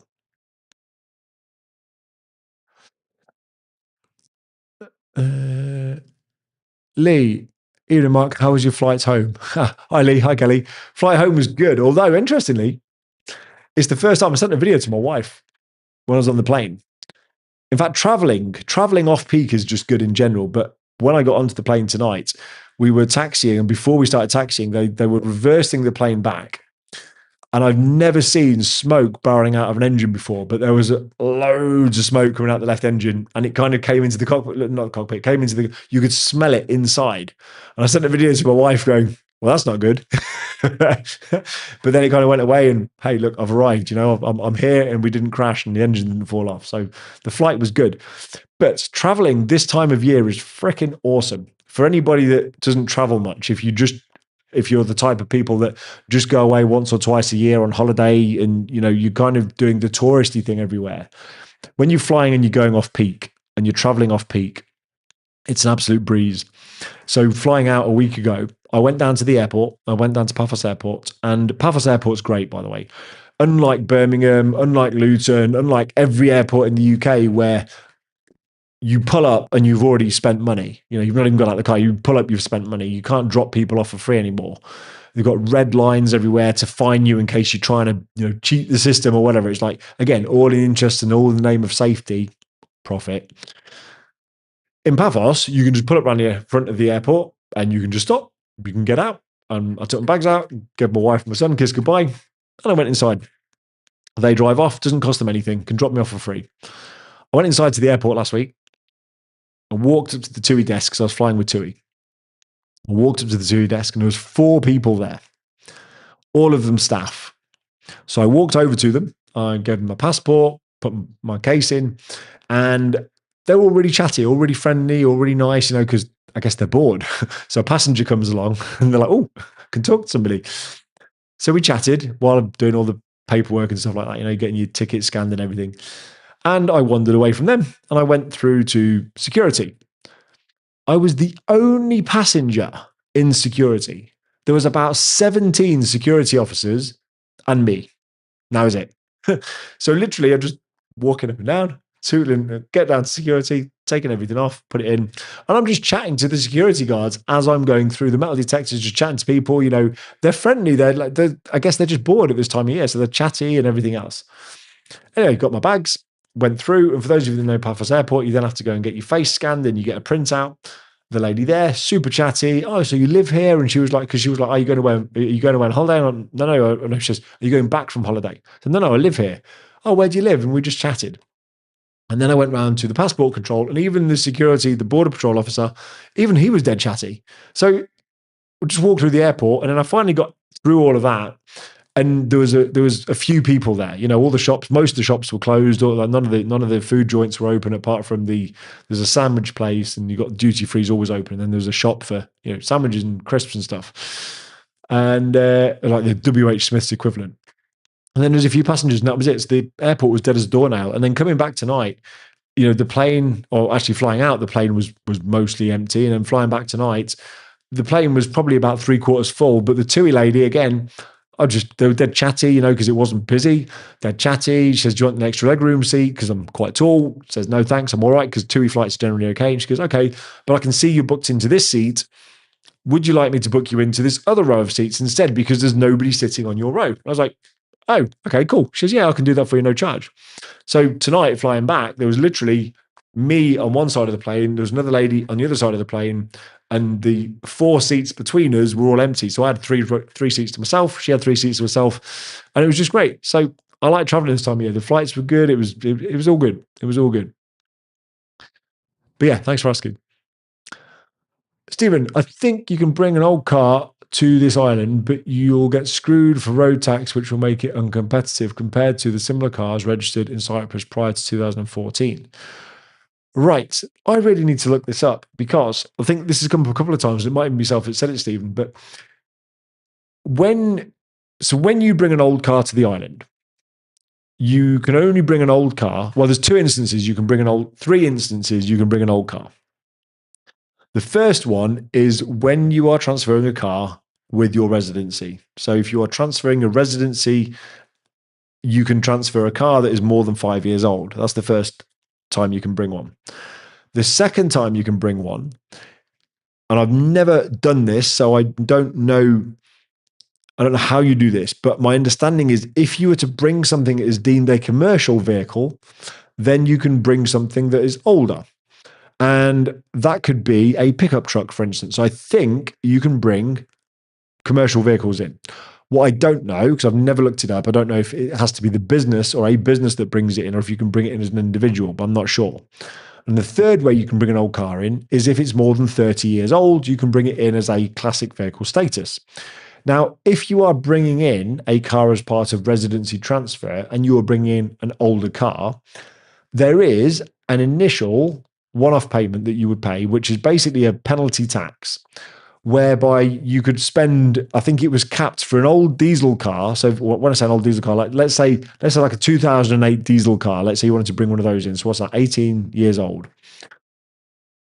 You were capped at something like 2,200 euros as an initial penalty. And I was like, 2,200 euros for an older diesel. I was like, wow, that's quite a lot of money, right? I mean, it's expensive to bring it in. The bit I don't know, and Stephen, you might know the answer to this, or anybody else watching this might know the answer, is as far as I'm aware, that is a one-off penalty. And then the road tax is the same as any other car of that year. So if somebody can confirm that, that'd be great. Because I've heard other people that say the opposite, which is, no, the road tax is always higher for an old car. And if it's always higher for an old car, then yeah, when you bring it across, it would be fine while you're driving it. But if you then wanted to sell it, it would basically become unsellable, because why would you buy a car with crazy high road tax when you could buy a local car that doesn't have the high road tax? So yeah, you might be right, Stephen. And it obviously depends on the car you want to bring, and it depends on how much you like cars and everything else. I've spoken to a few people offline, and they were talking about bringing over, and I think it was like a 2-litre Ford Focus or something like that. And the cost to buy and everything out here wasn't too dissimilar to what you could get in the UK. So actually, because it was just sort of like a standard type car, I probably wouldn't bother with the hassle of bringing something like that over. I would just buy something on the island. However, because we knew we were coming, and we knew we were coming, and we'd planned it, because we knew in 2022 that we were going to come the year later, I went and bought the car that I wanted for the island. I wanted something that was going to be fast, and I wanted something that was going to be a convertible. So that's what I did. I went and bought that out, knowing full well that I was coming here, also knowing full well that I couldn't buy that car on the island. They're still, even now, super rare on the island. You can't get the engine car on the island that I have. So I didn't mind bringing that across, but it was a Euro 6 engine.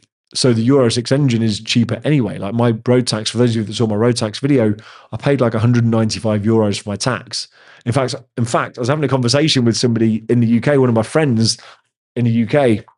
They may be watching this, I'm not sure, but they have just bought a Kia. They just bought a new Kia Sportage. And The Kia is classed as a luxury vehicle now because of the price that they paid for it. And it's classed as a luxury vehicle, which means for the first, I think it's like 3 or 5 years of, I think it's 5 years of the car's life, they have to pay an additional £600 tax on top of the £200 a year tax that they would normally pay. So their tax for the year on a hybrid car is £800 or thereabouts each year. Now, that same car here would be dirt cheap. If it's an electric car, your road tax is free. But my 3.5 litre Mercedes twin turbo V6 was €195 in tax. I think it was on the video. You have to go back and check. I think it was about €195. So the tax here can be cheaper than the UK for sure, depending on what you're buying. But yeah, it all depends on what you're buying. It depends on whether or not you think it's worth bringing it across. What I would say is, if you've got a car now and you're debating whether to bring something across, come on to Bazaraki, because Bazaraki is a good indicator. This is what I was doing before we came across. Come on to Bazaraki, you go on to motors, you go on to cars. And just for argument's sake, and I'm just going to, I don't know, pick something out of the air here. Let's just go, I don't know, Mitsubishi. Let's go for the old car that I used to have. Let's go for a Mitsubishi Outlander, of which there are 18.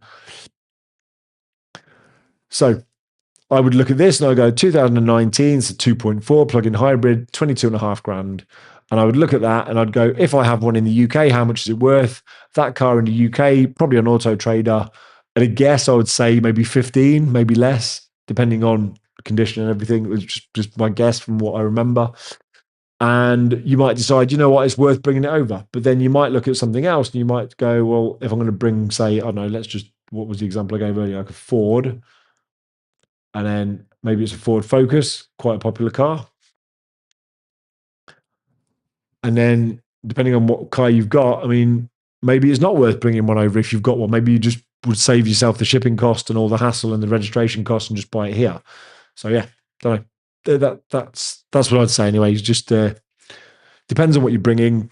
Do be aware of it. That tax might be indefinite, so it's worth checking. But your import company will be able to tell you. Well, hopefully they can. Peter Morton didn't tell me, but hopefully your import company can tell you whether or not it is going to be an ongoing thing or not. You know, we didn't know what our tax was going to be until we got to the island, which was really annoying because we just couldn't seem to get a quote out of them. But yeah, hopefully you can get a quote before you get here, find out how much your road tax is going to be. Jackie, we are bringing our Tesla, but to be honest, there really isn't servicing required on Teslas. There are more obvious things like wiper blades, brake fluid, cabin filters, etc. But any garage can do that. True, but we know people that have brought Teslas over, Jackie, and when they do have something go wrong with them, or even if they are doing servicing, they still needed to ship it to Greece. So it's just worth bearing in mind. The other thing now is that Teslas, I think because of that, in fact, let's just have a look over here. I mean, Teslas in the UK now, they've gone quite cheap. Say cheap, I mean, it's all relative, but they've gone cheap by comparison to what they used to be. But if you have a look at Teslas here, and again, this is always a good indicator because I was coming on here seeing what was the highest number of secondhand cars available when we were looking. So there's now 41 Teslas for sale. And yeah, when you look at these, I mean, actually, they're not the cost of these have come down substantially over the last couple of years on the island. They used to be so expensive. They were super premium out here. But I think, to be honest, I think what's happened is people have brought these over and then they've realized that it's an absolute faff to get them serviced. Now, there might be Tesla specialists on the island that can help. You might be able to find a Cypriot Tesla's owners club or something. But on the most part, it feels like, you know, when I've watched the price of these coming down, it feels like they've come down for a reason. Whereas on the flip side, if you were to go for like a Hyundai, and let's do, where is it? Hyundai, let's go to the Ioniq 5. So Hyundai do have service places on the island, as do Kia and other places, but where's the Ioniq 5? So there's not even an Ioniq 5 for sale, really? Oh, can I just not read? Wow, okay. Yeah, it's just the Ioniq. So you can't even buy an Ioniq 5. So basically, and let's just have a look. So let's just do Hyundai and then, well, it's not there. That's a really rubbish example. I was going to show you that. But anyway, the Hyundai Ioniq 5, whenever I've looked for them, because I quite like them as cars, they always seem to hold their price. And I guess that's because you can do more with them on the island. So just worth bearing in mind. But if you're going to bring your Tesla, Jackie, by all means, bring it. But I would seriously consider and find out from people that have got Teslas on the island, just do some digging, find out where they're getting it serviced or where they're getting it fixed if it breaks. And I appreciate electric cars don't break as often, they don't need servicing as often, and that's all very well and good. But when it does, then what happens? Where have you got to send it? Because if it breaks down to the point where it's not drivable, you've then got to get it shipped from, say, let's assume you're not in Limassol. Let's say you're in Paphos like we are. Then you've got to get it shipped from Paphos to Limassol, then onto a ship to Greece, and then it'll have to get towed from wherever it ends up in a port in Greece to the garage to be fixed. There's a lot of steps there, and then your car's going to be gone for probably several weeks at that point. So all things like that just worth bearing in mind. Stephen, I bought a car last week, Japanese import via a dealer in Limassol. Only done 700 miles. It's effectively new. The price was really good, far less than what I was expecting. That's really interesting. And Japanese cars, you see a lot of them on the island actually. As a petrol head, I like some of the older Japanese cars, and you see some of the, say, hardcore. You see some of the really cool Nissans that you don't really see in the UK anymore. So there's lots of Nissan 300 ZXs, 300 ZXs on the island. You get the Nissan 200 SXs I've seen. I haven't seen many 350Zs. Haven't seen many Skylines, but you do see some of the older, just like Honda VTECs and things like that on the island, because Japanese cars, the steering wheel is on the same side of the road as the British ones. So yeah, they are good to import as well. So interesting that you brought one over. Interestingly, Stephen, did you import it via the dealer, or did they import it and you just bought it off the forecourt? I'd be interested to hear how that went if you imported it specifically. And so the financial services compensation scheme in the UK is now 120 grand per person per institution. Oh, okay. What was that for? Banking. Okay, so it's gone up to 120k now. Okay, cool. Thank you. Didn't know that. So for the car tax was going to be £990 every year. It was an old Ford Focus and transfer residency. A car already registered was around 90. Oh wow. Okay, then yeah, it's not worth it at all. So in that scenario, you would never be able to sell that, because people are not going to buy it with €1,000 a year price tag on it when they can get it for 100 a year. So yeah, it makes perfect sense. Lee, are taxis compared to UK really expensive, and is there an Uber equivalent? That's a great question, Lee. Taxis themselves, from what I know, are quite expensive by comparison. And I'm only going on what I see online. People getting taxis to and from the airports and everything else. They're more expensive than you would pay in the UK, I believe. If anybody's watching this and can confirm, that would be awesome. But I know that when I see people talking about getting taxis from various places, always seems to be crazy high prices, which I know that's not very specific at all, so it's not really helpful. But the prices, whenever I see taxis being quoted, I always kind of balk at the cost, go, bloody hell, that's expensive, when you see it on Facebook and things. Is there an Uber equivalent? I've not seen one. I don't believe there is an Uber equivalent out here. I've never had an Uber equivalent. I don't think Uber even operates on the island. So I guess the question is what are you looking to have a taxi for? Because is it just because you maybe want to go out on a weekend and then you get a taxi back home or something like that? If that's what you're thinking, then I dare say you're going to be paying tourist prices, and I think what I would say, and this is where if you are going to get in a taxi, I think the ones to watch are the ones that don't put the meter on. Like when you get in a taxi, get them to put the meter on, and if they won't put the meter on, then get out the taxi, because they'll just try and bill you something crazy high, and they'll try and rip you off. So that's my understanding. But yeah, if anybody's got any direct taxi experience, then let me know. Otherwise, like I say, we haven't. In fact, I don't think I've been in a taxi since 2011. in Cyprus. I was in an Uber this morning, but I've not been in a taxi on the island since 2011. So yeah, sorry, Lee, can't give you much more info than that.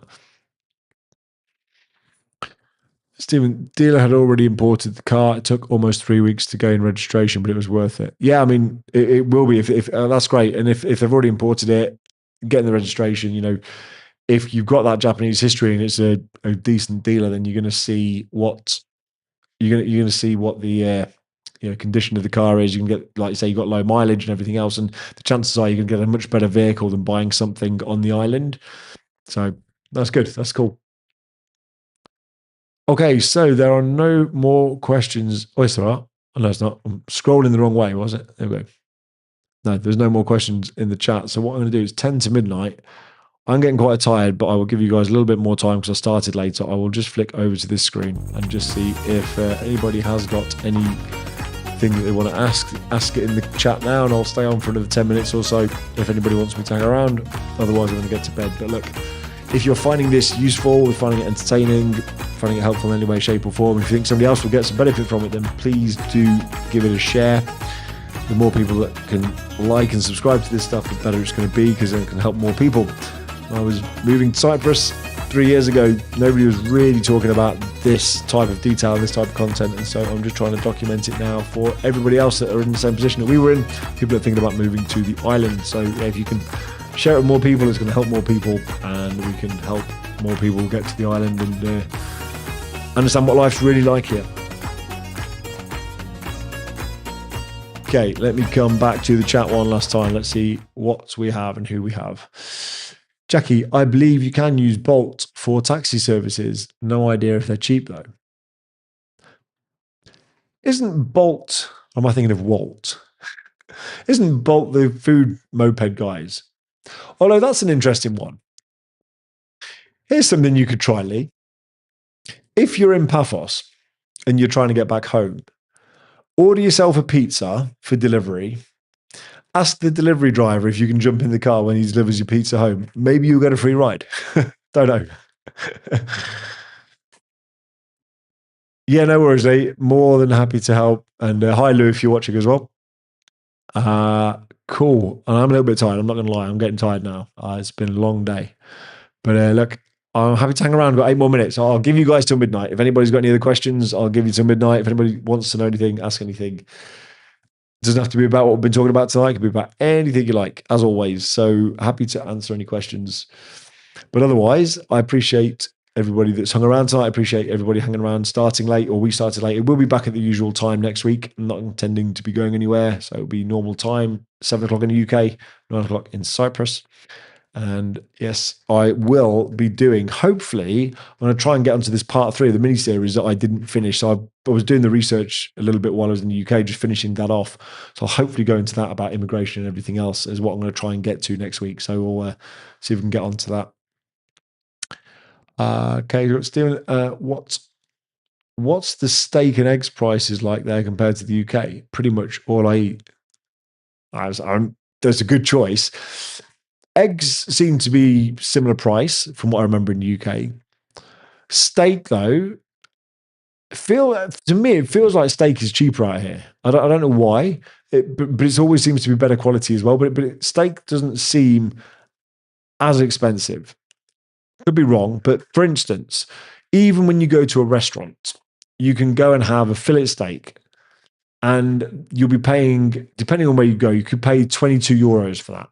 Now, a fillet steak in the UK is going to be £35 maybe for a fillet steak. Obviously, it depends on weight, and obviously, it depends on where you're going. Excuse me.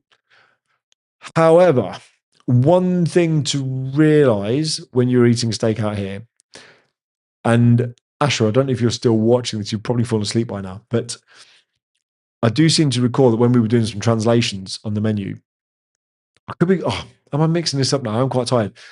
If Asher's on, am I about to speak about Poland rather than Cyprus? I seem to recall, and I'm pretty sure it's here, that a fillet steak isn't necessarily a fillet steak. A fillet steak can be a sirloin steak. I think it's like the same word or something. But basically, just because you're ordering a fillet steak doesn't necessarily mean you're getting a fillet steak. But anyway, from what I've seen out here, from the steak that I've eaten out here, it's decent price, and unless you're going somewhere at market. So there's a restaurant we like to go to, which is what's it called? It's a South African place in Paphos. What's that called? Anybody know the name of the South African place in Paphos? It's near the Indian that I also can't remember the name of. What's that called? I'm gonna have to look. I'm gonna have to look this up now. Yeah, let's have a look. South African.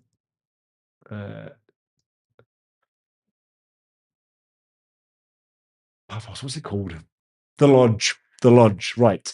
So the Lodge. This was an expensive restaurant, but it is lovely. But this was quite expensive. And when I say expensive, it was kind of like UK prices. But if you have a look in here, steaks, you got where you got fillet steak. So there you go. 250 gram, 44 euros. What's 250 grams? Grams in ounces. 8 ounce. So yeah, so it's like what you get in the UK. So an 8 ounce is 44 euros. This is an expensive restaurant though. Well, I say expensive. I mean, it's more at market than a lot of the places in Paphos. And you get 350 gram steak, 55. But then if you go to, what's it called? Is it Mandria? Mandria Steakhouse. Is it Mandria Steakhouse? Where are we? Is it the best steak? Best steak in Paphos? Mandria? No, what's it called? Right. Hold up. I'm going to check this now. Google Maps. What's the steak place called? There is a steak place in Coral Bay. They reckon. Where's the strip? There's the strip. What's it called? Oh, Andrea. Close. Oh, Mandria. Andrea Steakhouse. So this one seems to be quite popular and it gets good reviews. So let's have a look. What can you see the menu on here? What have they got? Starters. No. Oh, well, was that your eggs? Can't see the eggs there. What else have we got? Salads, cold appetizers. Oh, what? Right, let's have a look. Don't want appetizers. We want steak. We want a man steak. Where is it? More to choose from. Steaks. There we go. How much is a steak there? Fillet steak. So 34.39. Okay, fine. So there you go. So the fillet steaks, probably not that much cheaper in these places than the UK then. But I've seen places on the seafront where you get a fillet steak for 22 euros, which is odd because that was prime tourist place. So anyway, but yeah, no, eggs seem to be about the same price as UK. Steak seems to be looking at those prices just a little bit cheaper. But yeah, I mean, it's depends what you like, doesn't it? You know, if you go to the supermarket, you can get quite a big chunk of fillet steak, and seems to recall seeing that for about 44 euros, but it's like a big chunk of meat. So yeah, if you're looking to buy it and cook it at home, then you can get big chunks of meat from the butchers, and it's always quite nice quality. Right, what we got? He'll probably bring the pizza on the bike. Yeah. Jackie, no, that's Bolt. Bolt is definitely a taxi service. Okay, cool. Bolt. Interesting. Okay, fine. Well, there you go. So, Lee, look at Bolt. See if you can get an app. And if you're still watching this, look at Bolt on your phone. The Blue Haze Moto. Hi, Mark. You may have already covered this. Is there a maximum age limit for cars? I'm planning on bringing a 2019 BMW Estate 2-litre diesel over. Could that be liable for higher road tax? Andy, I have already covered this, but I will answer the question anyway because I'm just that kind of guy. So, yes, there is an age limit. It has to be less than 5 years old, unless you're bringing it as part of your transfer of residency. So for you to bring over your 2019 BMW, if you wanted to bring that over, you have to do it at the same time you're transferring your residency. Will you need to pay higher road tax? That vehicle, you probably won't need to because it will be classed as a Euro 6. So Euro 6, you don't fall into the categories of being penalised. We have gone through probably in the last 10 minutes or so maybe watch the recording back. There are times when older cars have a higher road tax and it reoccurs every year. In fact, you can scroll up in some of the comments in here. Stephen put it on earlier on. But for your car, if you've got a 2-litre diesel and it's a 2019, just bring it over and you won't have to pay higher road tax and you won't need to pay a well, sorry, you won't need to, sorry, I'm losing my words now. You won't need to pay a higher road tax, and you don't need to worry about it being more than 5 years old if you're doing it as transfer of residency. What I would suggest though is if you're not particularly vetted to the car, just have a look on Bazaraki. I pulled up a website tonight. If you go to Bazaraki over here, and in fact, let's just make it a little bit interactive. Let's just go cars. And we go, what's it called? BMW. Did you say what it was? You didn't say what it was. Okay, doesn't really help me then. Is it 3 Series, 5 Series?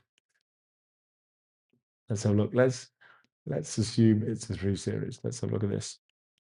So I would then go into here and I would just have a look at the maximum year. I'll go 2019, minimum year, I'm going to do 2019 and see what they've got. And I would just look for your car and I would see if it's, there you go. So if your car is worth substantially less than this, then it's probably worth bringing over. If it's worth the same price, maybe you save yourself a hassle. It depends on your mileage and everything else. It's just worth comparing it with what's on the island.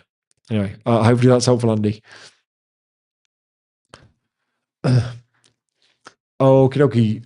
Stephen, interesting session. Good night, Mark. Thanks, Stephen. Much appreciated. And good night. Thanks for tuning in. Like I say, appreciate everybody hanging around late for me tonight. Much appreciated. Thanks for the info. It's a bit cheaper there than here. Last quick one. What's your favorite Japanese car? I haven't seen an S200 in years. Those were nice. Right. I'm assuming you mean an S2000. Honda S2000s are great because they rev up to about 9,000 RPM on the VTEC, and that's awesome. I like those cars. I really do. But my favorite all-time Japanese car is a Nissan GTR 34. That's what I like. I like the new Skylines. I like the new Nissan GTRs, but a Nissan GTR 34, there's just something about them. Really like them. And they are still quite rare out here, but it's just when you look at the old school Japanese cars, like I say, like the 300 SXs, the 200 SXs, I always had a thing for the Nissan 350Z because there's a 3.5 litre V6 straight out of the factory. I used to like that car. In fact, I did drifting in one in the UK. Took it on a drift track, and that was great fun.